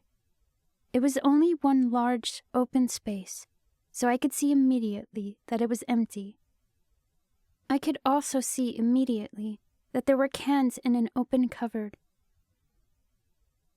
I sauntered over, setting my bow down to grab the convenient can opener on the counter, and then I crouched down in front of the cupboard. The only ones that were labeled were various cans of vegetable and chicken broth. I picked one out and punched a hole in the top, tilting it to my lips for some immediate substance, while I grabbed a mystery can. Still sipping cold broth with my right hand, I held the mystery tin awkwardly between my arm and body, attempting to open it with my left hand. I'd just managed a good angle on it when a furious shout came from the door. "Hey!" I looked just in time to see a man was pointing a hunting rifle at me and ducked the moment he got a shot off. I dropped the broth from my hand and hurled the unopened can at him, It hit him in the shoulder, hard enough to knock him off balance. But I knew I wouldn't have time to grab my bow and load an arrow before he recovered. The cabin was small enough that I could cross the length of it in one leap, so I lunged at him, knocking him back into the wall and yanking the rifle out of his hands. He seemed to have as little fighting skill as I did, because instead of knocking me down or punching me while I hurled the rifle across the room, he grabbed me by the collar of my jacket and rushed forward. The back of my hip hit the kitchen counter. He was a sloppy fighter, and I was too exhausted to put up an eager fight. I don't know what he was trying to do anyway. Maybe only fight without hurting me, because all he wanted was to scare me off. All he did was attempt to wrestle me down onto the counter. It was too easy for me to reach for the knife at my thigh, and once I had it, I jabbed it into his side. He let out a shocked cry of pain and stumbled backward. His eyes darted to the rifle on the other end of the cabin, but the moment his body turned to run for it, I shot forward. I led with my knife and collided into him, burying it into his back as we both hit the ground. Already over, but that short spat had cost me precious energy. I was panting again, struggling for air. No sooner had I put the blade out of the man's back that I heard the softest swish of a footstep directly behind me. I flopped onto my back, swinging my arm as I did so the blade swiped.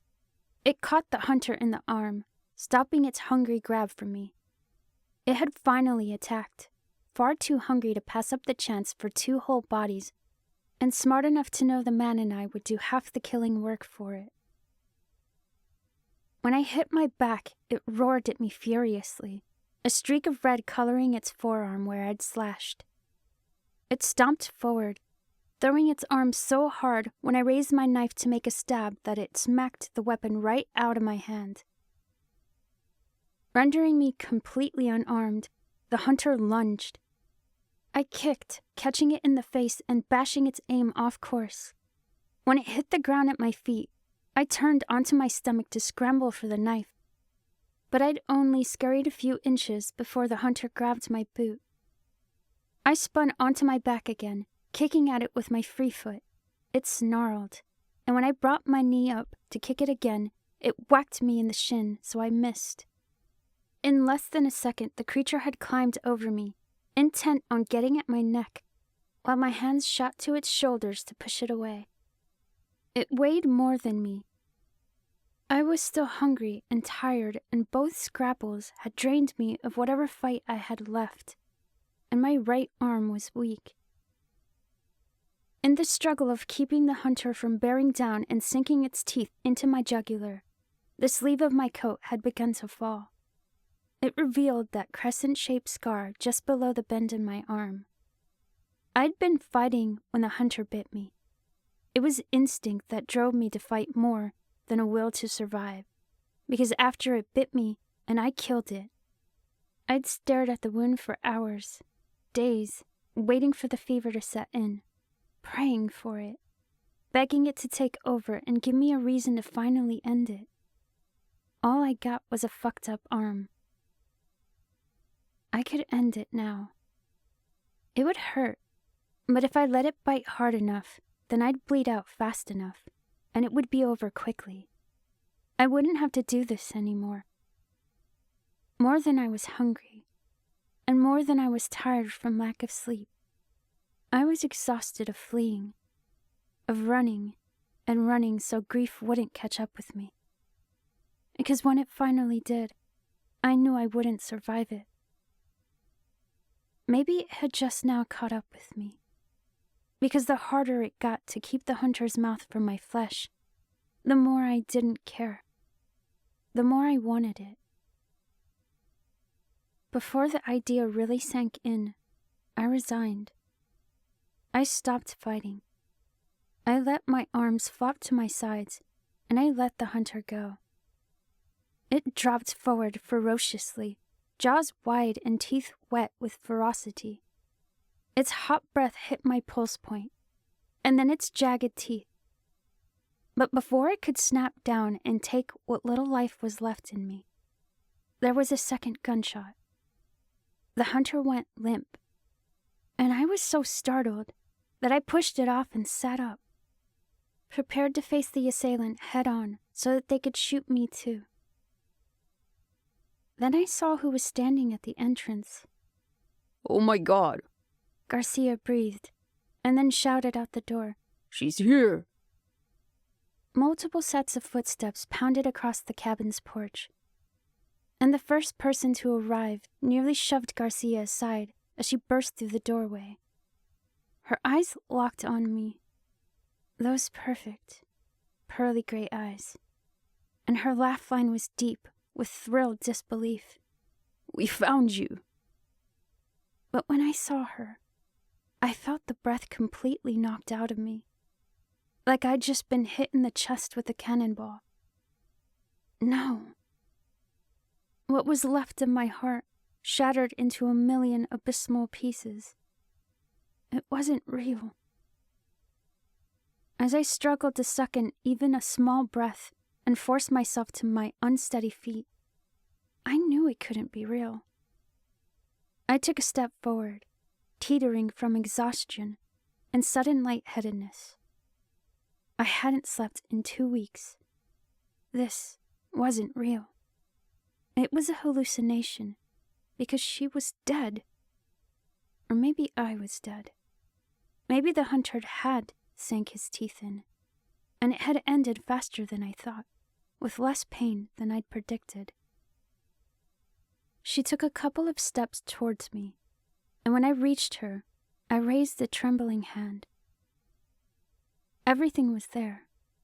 The laugh line, the scar I'd put in her forehead, the one Kellen had punched into her cheek, a newer, grisly scar in her neck. Not real. If I touched her with my shaking fingers, there would be nothing there. They'd fall right through her, and I'd find it was all a lie, and I'd die because my heart and will and spirit were broken. I couldn't bring myself to do it. Couldn't find the courage to touch her because I didn't want to know. If I'd finally cracked and it wasn't real, I didn't care. I wanted it to last. When she realized I couldn't do it, she reached up carefully, her hand set against the back of mine, and she brought it forward to her cheek. And she was solid. She was soft, and she was warm. She was alive. And all at once I felt confusion, grief, fear, joy, and relief. My eyes flooded with tears for the first time since I'd left, and I broke down. I sobbed so violently with fatigue and emotion that I collapsed against her, entirely unable to hold myself up. Her arms caught my weight. They closed around my waist, and she felt so real. "Okay," she whispered soothingly. "It's okay." As carefully as she could, she lowered us both to the ground, and while she sat back on her feet, my face fell into her lap, and I continued to sob. "You're dead!" I was choking on so many tears, I could hardly speak. "Kill me!" I pleaded. "If you're not real, please just kill me. I can't take it." My shoulders shook, and I took in a series of hard breaths just to blubber. "I can't." "Give us a bit," Echo said in a low voice, and footsteps retreated out the door. "Genevieve." Once the others disappeared, I felt her weight against my back. "It's me." She folded over me as I sobbed into her legs. "You feel me. I'm here." "I'm dead." My head shook, more tears soaking her cargo pants. "I let the hunter bite me. Now I'm dead." At that, she straightened up again, and when her hands found my face, she carefully straightened me too. I met her soggy eyes with my own, so relieved to see them after so long. "You're not dead," she said, thumbing a fresh tear from my cheek. "I'm not dead." Her forehead set against mine, releasing a tear when she squeezed her eyes shut. I've been looking for you for 8 months to tell you that, and I found you. I couldn't stop crying. I couldn't even completely believe it. So I threw my arms around her and buried my face in her neck. And she let me cry. She let me cry away 8 months of grief and desolation. Let me cry a minute for every week I'd spent empty and broken. 20 minutes, 30, soaking her skin and shirt until it slowed and I could finally breathe again. It was like breathing for the first time in years. Each inhale carried her scent and filled me with her. My throat, lungs, head, my heart, they were all exploding with her smell and her warmth and her life.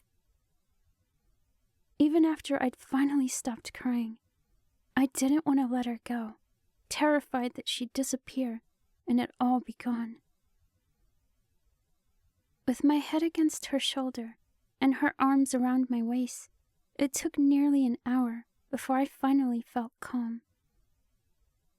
I was nearly ready to try speaking, to try and ask what happened, and how she was here, and how she wasn't infected. But then Echo's hands clamped down on the back of my coat, and her body went frigid against me. I pulled back to ask what was wrong, but her eyebrows were furrowed, and her face compressed with an agony I couldn't even imagine. "Echo," I whimpered. No, I just got her back." It didn't seem like she could hear me. She dropped sideways, covering her head with her arms and rocking forward as she touched her forehead to the wood floor. "Garcia!" I screamed, falling back in helpless horror. He burst in frantically, but when his eyes fell on Echo, the panic shifted for sympathy. "It's all right," he said, striding over and kneeling down at my side. "Just give her a minute." I couldn't give her a minute. She was groaning with pain, writhing against the floor, and so out of control with suffering that she was digging her nails into the back of her neck. I was terrified. I made a move to go to her, unsure of what I could do, but determined to try and help before I lost her again. "Don't touch her," Garcia warned, putting a hand on my arm to stop me. "She could hurt you." My eyes flooded with tears again as I asked desperately, "What's wrong with her?" It was getting so bad that I didn't care if she hurt me. I wanted to know what was happening and make it stop. "Just give her a minute," he repeated. "It'll end." I sniffled, trying to hold it together so I wouldn't break down again, because Garcia seemed so confident. And he was right.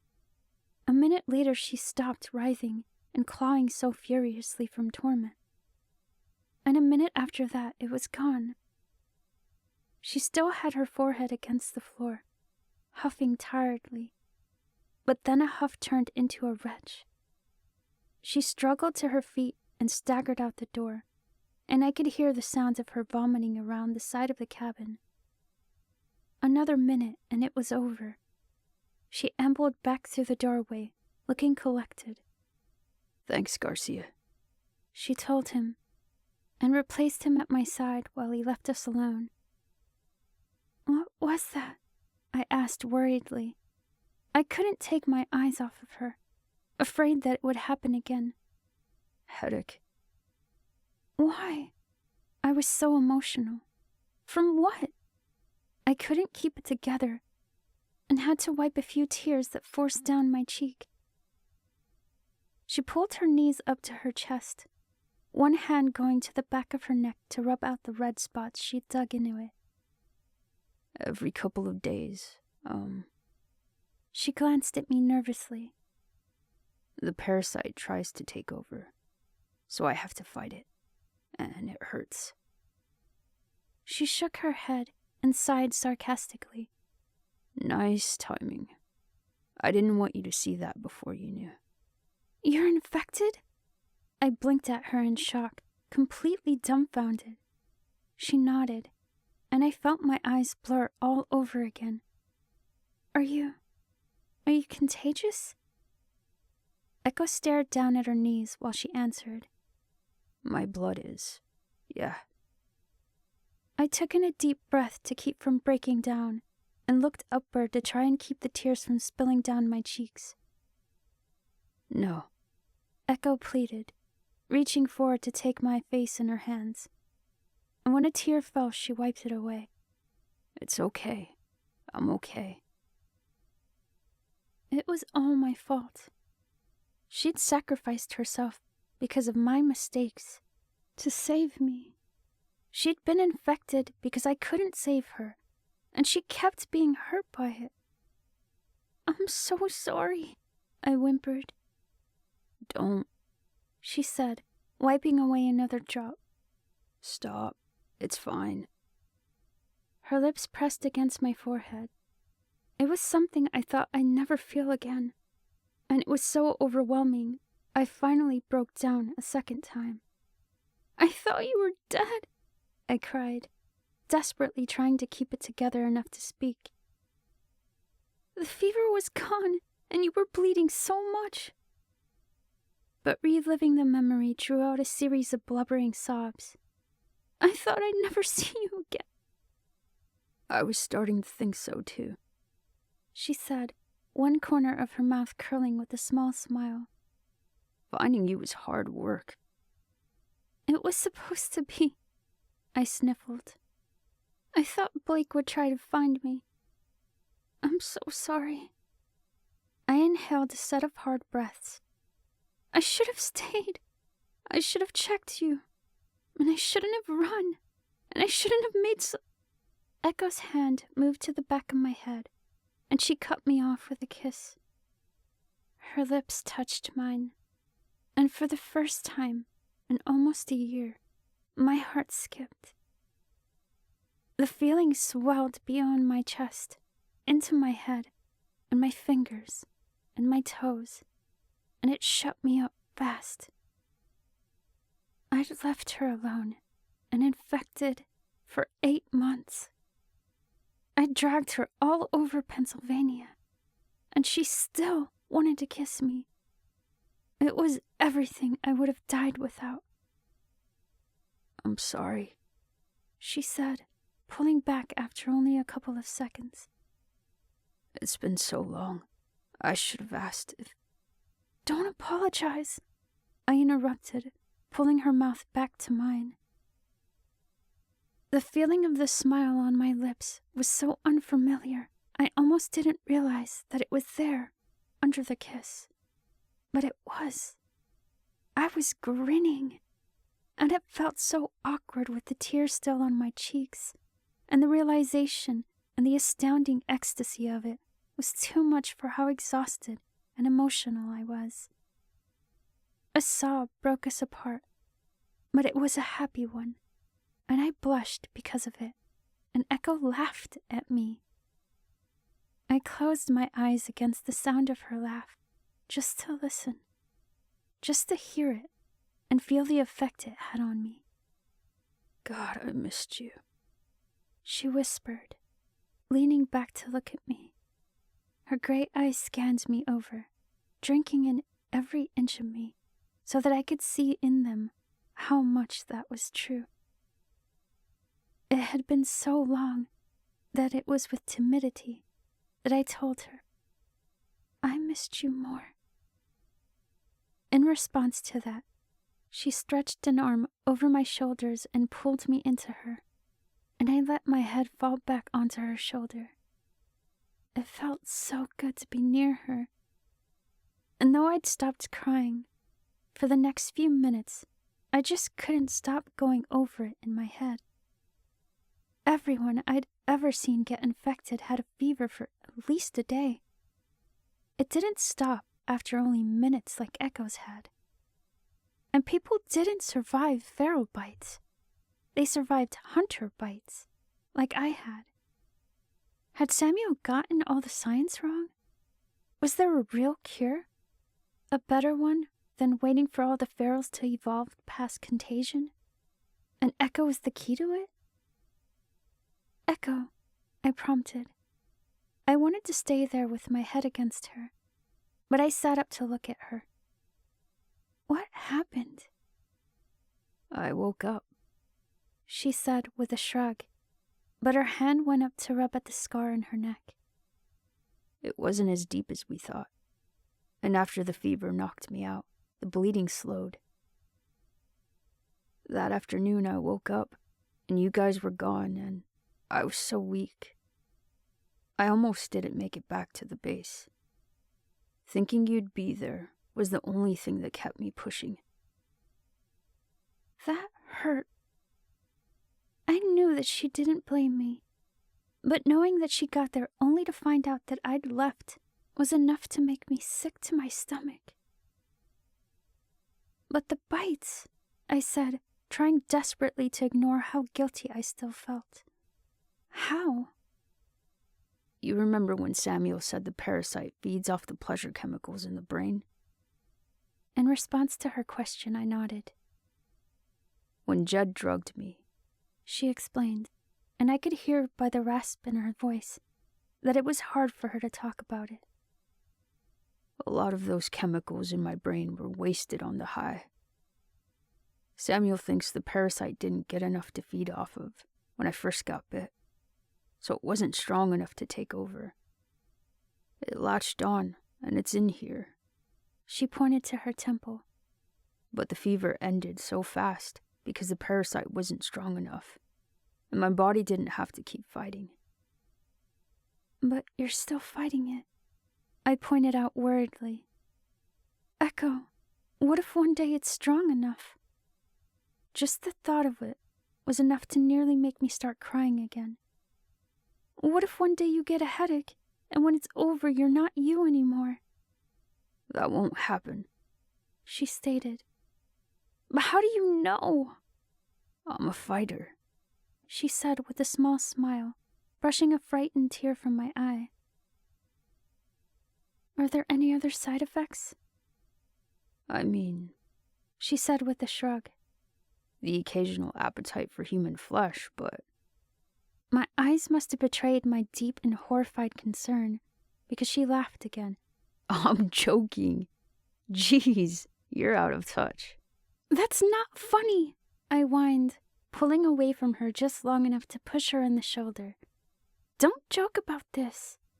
Sorry, she said, giving me an apologetic squeeze. Anyway, Samuel wanted me to stay. He wanted to keep running tests and keep an eye on me. She chuckled a bit and rolled her eyes. I had to let him at first, because I was too weak from the loss of blood. And once I had most of my strength back, I took a handful of volunteers to come look for you. For the first time, I thought about the faces I'd seen at the door. Garcia, Tripton, Hatfield, and Mal. Micah didn't want to come? I had to leave in the middle of the night so he wouldn't. She told me amusedly. Kid's more stubborn than you are. But I knew if I let anything happen to him, you'd kill me for real when we found you. Blake wanted to come too, but he had a base to run. You didn't give up on me. I couldn't help but sniffle. I felt so fucking guilty. Echo, I gave up, I admitted tearfully, pulling the sleeve of my coat up to show her the bite mark. I wanted this one to kill me, and it didn't. That hunter, I glanced at the body on the floor nearby. I gave up. If you didn't find me when you did, I was gonna let it. I'm so sorry. Don't do this to yourself, Echo said, pulling me into a comforting hug. Don't feel bad. You didn't know, and we did find you. She let go and took my face in her hands to plant a soft kiss on my lips. Everything's okay now. I can be a pain in your ass again. I let out a teary laugh, wrapping my arms tight around her so that I could bask in how she felt. What about you? When I tilted my head for clarification, she said, Side effects? Murph got bit by a hunter, and he was a little insane. I lost some function, I sighed, flexing my right hand to show her. I can't grip as tight. And if I try to tense my fingers, or use them for anything, my whole hand starts shaking. I shrugged, massaging over my jacket where the bite was. I don't know if it's from the bite or the parasite. It was nothing compared to what she had to live with from now on. Incapacitating headaches seemed far more crippling than having to use my left hand from now on. When did it happen? Echo asked. She reached for my arm and pushed the sleeve of my coat back up. I don't know. 4 months ago? While she traced the mark, she ran a hand down to the bracelet around my wrist. The bracelet she'd given me before she... Here, I said, reaching to remove it. You probably want it back. No, keep it. Her hand set on mine to stop me, and when I did, she lifted her sleeve to show me that she'd created a new one. A large part of me was relieved she didn't want it back. Even though she was here and alive, that bracelet was all that I'd had left of her for the last 8 months. I'd grown attached to it. As she pushed the sleeve back down, I caught a glimpse of one of her own scars and got stuck staring at where it had disappeared. Echo noticed, and out of the corner of my eye, I could tell that she was staring at it too. The ferals have made a mess of us, she said, the sound of sadness in her voice for the first time since I'd seen her. But I didn't want her to be sad. Her smile had been bringing me back to life. I wasn't ready for it to stop. What doesn't kill you makes you stronger, I said, and in an attempt to lighten the mood, I grumbled, That's clearly bullshit. Echo chuckled, tearing her gaze away from her arm to pull me closer again. I laid my head back on her shoulder to get comfortable and to settle in for what I hoped would be a few hours of nothing but the way she felt. But after a minute, she said, Casey had the baby. I picked my head up happily. Yeah? We've been in contact with him over the radio. Echo nodded. A few months ago. It's a girl. What's her name? I have a better idea. Echo stood, taking my hands and pulling me off the ground.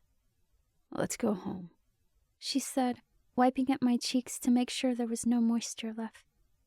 We'll meet her together. I nodded, but as I stood there, I teetered from exhaustion and ended up setting a hand on her arm to steady myself. You okay? I'm just hungry and tired. I tried to give a reassuring smile, but Echo's gray eyes looked me up and down with an undeniable glimmer of concern. I knew that over the last few months I'd lost weight I couldn't have afforded to lose in the first place. And though Echo hadn't said anything when she first saw me, just like she didn't say anything now, I knew she could tell. Sit down, she suggested. There's time for you to eat something. I shook my head. I'll eat on the way. She raised her eyebrows at me, and in response I added, I'm sure. She studied me for another moment before seeming satisfied, and when she held out a hand, I slipped my own into it readily. She followed at my side while I retrieved my knife and bow, and only let go for a minute so that we could salvage the rest of the cans in the cupboard. Then she took my hand again, and together we walked out the door. The others had been waiting patiently on the porch the whole time. At seeing each other, every one of us was grinning. About time we found your scrawny ass, Tripton teased. It's good to see you, Genevieve, Hatfield agreed. I smiled at them gratefully, turning my gaze on Mal. You came too, huh? She shrugged nonchalantly. I just wanted my bow back. I knew she was only messing with me, but I extended the weapon anyway, figuring it really was time to return it. It took good care of me. Thank you. And I took good care of this? Mal said, giving me the same rifle I'd traded the day I left. Echo laughed. She cleaned it religiously. Mal gave a shy, embarrassed smile, but didn't get to say anything because Tripton groaned. Let's go. I'm ready to sleep in a real bed again. As he turned away to head in the direction of the road, he grumbled. 8 months. What the hell was I thinking? We all followed after him, and during the trek back to the road, Echo kept a slow pace at my side, close enough for me to keep my hand on her shoulder for balance. About halfway, I was breathing hard, so she wrapped an arm around my waist to support most of my weight, even going so far as to lift me as much as she could over some of the taller drifts. I was grateful for it, because there was no way I would have made it back in less than an hour if I was huffing it on my own. Not a minute after we'd all jumped into the back of the Striker was Echo digging through her backpack. She pulled out 2 cans and presented them to me. Mystery cabin can or turkey stuffing can. I wasn't numb anymore. With the return of my ability to feel emotions came an extraordinary hunger like I'd never known. I snatched the stuffing can, just the thought of what was inside making my mouth water. Directly after that, Echo handed me the can opener, and out of habit, I held the can in the bend of my right arm because I'd learned it was easier than trying to grip the can with my hand. I ran the opener around the top, finding Echo ready with a spoon the moment I discarded the lid. The first bite was explosive. I nearly moaned as I shoveled in another. Already I was so content that I happily leaned my back against Echo's side to recline while I ate. As I swallowed another mouthful without chewing, Echo leaned over by my ear, laughing. Slow down. You know better than that. But it's so good, I whined with protest, making her laugh again. And it was so fucking good that I almost started crying again. My eyes were growing more and more watery with every bite. Like every emotion I'd been pushing down for the last 8 months was intent on erupting if I got the least bit excited about anything. Echo was right, though. I'd been so hungry for so long that if I ate too fast, I'd get sick.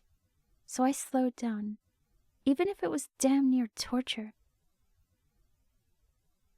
Eventually, I'd empty the can of every crumb, and even though I was dying to open another one, I also knew better than eating too much too soon.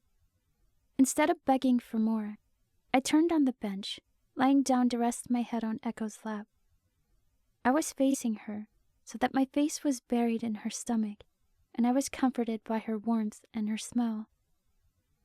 Despite how exhausted I was, I couldn't sleep.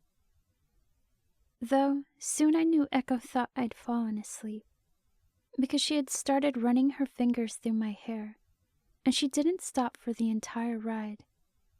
It made me have to fight tears once more, because not only did it feel overwhelmingly comforting to be in contact with another human again, but it was Echo.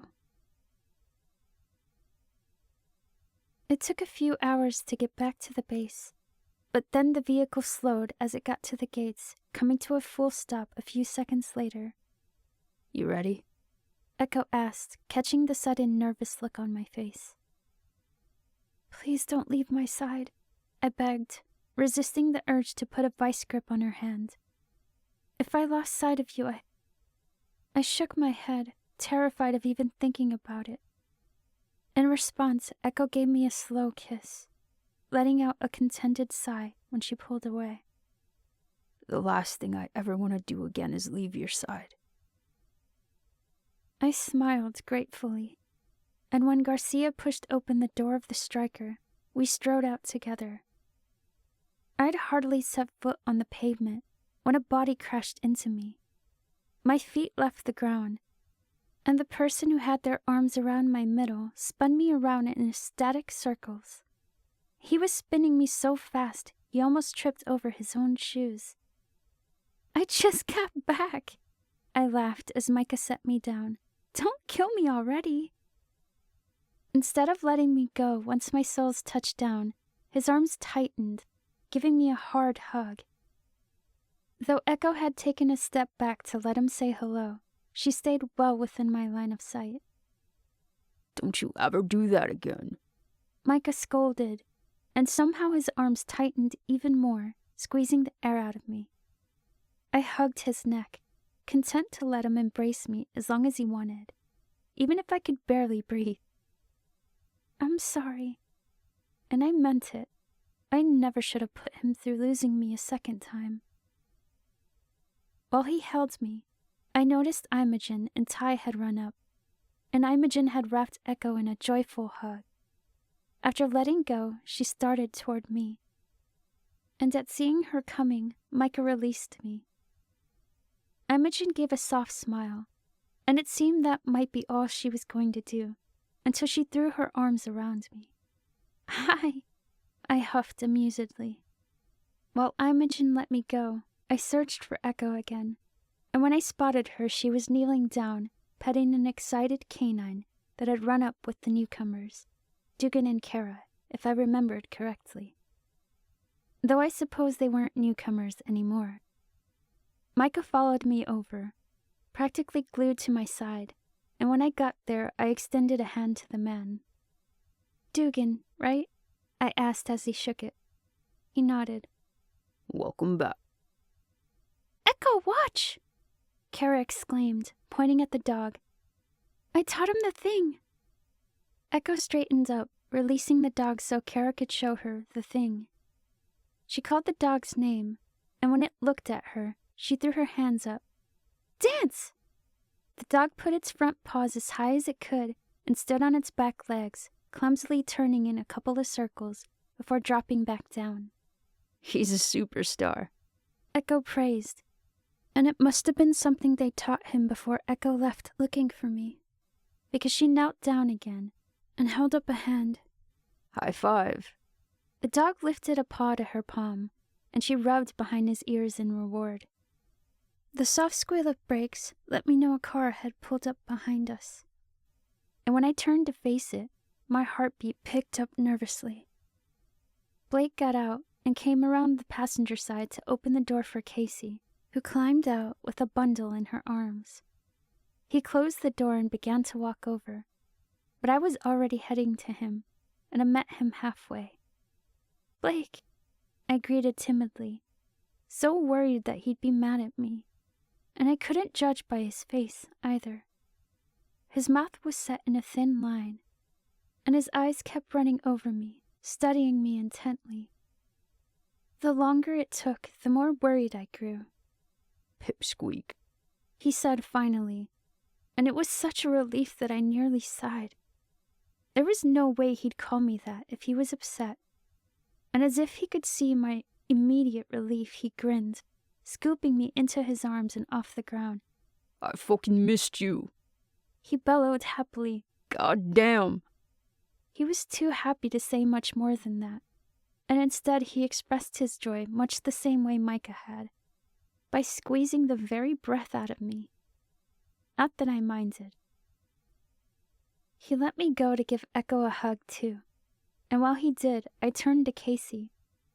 I felt unpredictably awkward when I faced her, because I knew that she'd felt guilty after what happened to Echo, and I could only imagine how it made her feel when I left. She seemed to notice that, but thankfully she didn't let it put her off. Since her arms were full, she leaned forward to give me a friendly peck on the cheek, saying with a grin, "I'm glad you're back." I could tell by the joyful glimmer in her eyes that she meant it, and I gave her a genuinely grateful smile. "Who's this?" I asked, pointing to the bundle Casey was holding. Genevieve, Blake said as Casey put the baby in my arms. Meet Hayden. For a few seconds, I blinked at them in shock, and then I glanced at Echo, who'd come up to my side to see the baby for the first time too. It appeared she'd known about the name, 'cause she smiled at me encouragingly. There they were again, the tears. And I did everything in my power to hold them back as I pressed my lips to the baby's forehead. She had Casey's eyes, big and green and bright, and after I kissed her head, they were watching my face with curious intensity.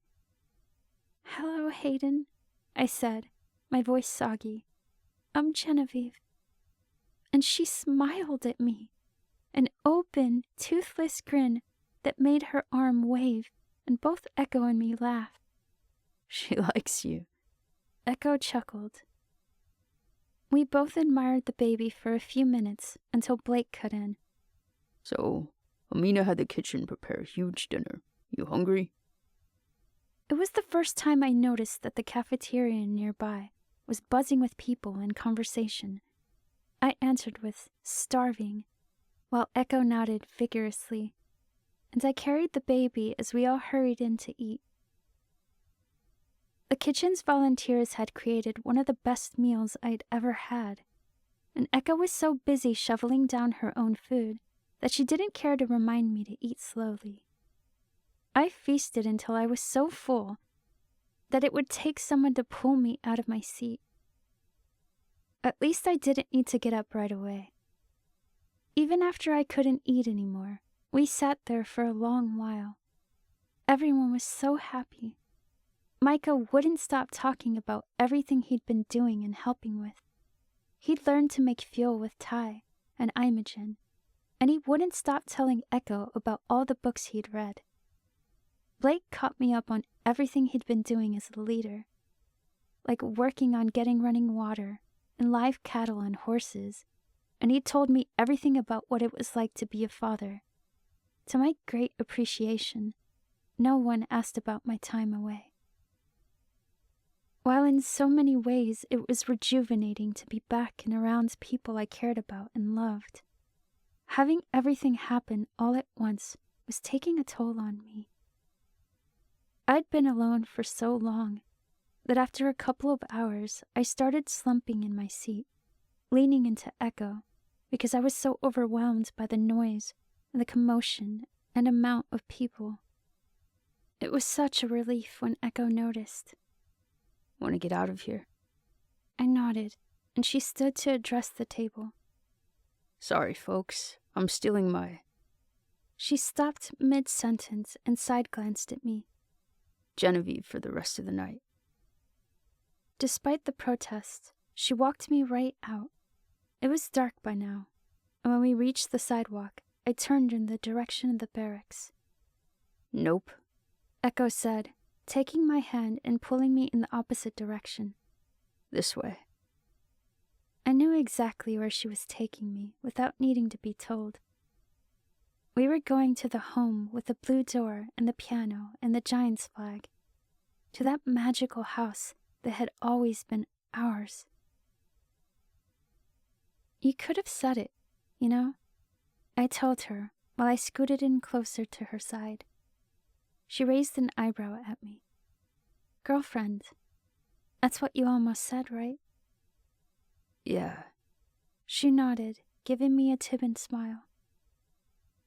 "But I didn't want to assume how you wanted things to be. I thought maybe you'd want to start over, or ease into it until you got used to being back." "No," I said urgently, stopping our progress to look at her. "I wasted so much time with you, and I spent the last 8 months regretting it." I brought her hand up, hugging it against my chest with both of my own. "I don't want to ease into it, or take it slow, or start over. I don't want to live another day without you knowing exactly how much I love you." "I know it," Echo said confidently, tilting her head forward, setting it against mine. "Do you know it? Because I do, Jen. I love you." My confirmation was to kiss her, and I kissed her deep. I wrapped my arms around her neck and kissed her for every day I'd forced myself not to grieve. For every day I'd missed out on feeling this, her arms around my waist, her lips so soft and so willing. On feeling in her touch and taste how much she loved me. She loved me enough to lay down her life, enough to search for so long after I'd left, enough to suffer through the headaches when if only she'd given up looking for me, maybe Samuel could have found a solution. But she never gave up. She didn't give up living or loving or fighting. And every day, for the rest of my life, I'd show her what that meant to me.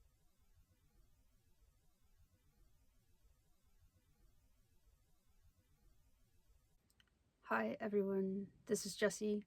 I just wanted to leave a quick note here at the end just to say thank you for everyone that has stuck around for the 58 chapters that is CDAD. I hope that you enjoyed it as much as I enjoyed voicing these characters, especially Echo. It's the reason that I wanted to do this in the first place, just because I felt so connected to the story and these characters.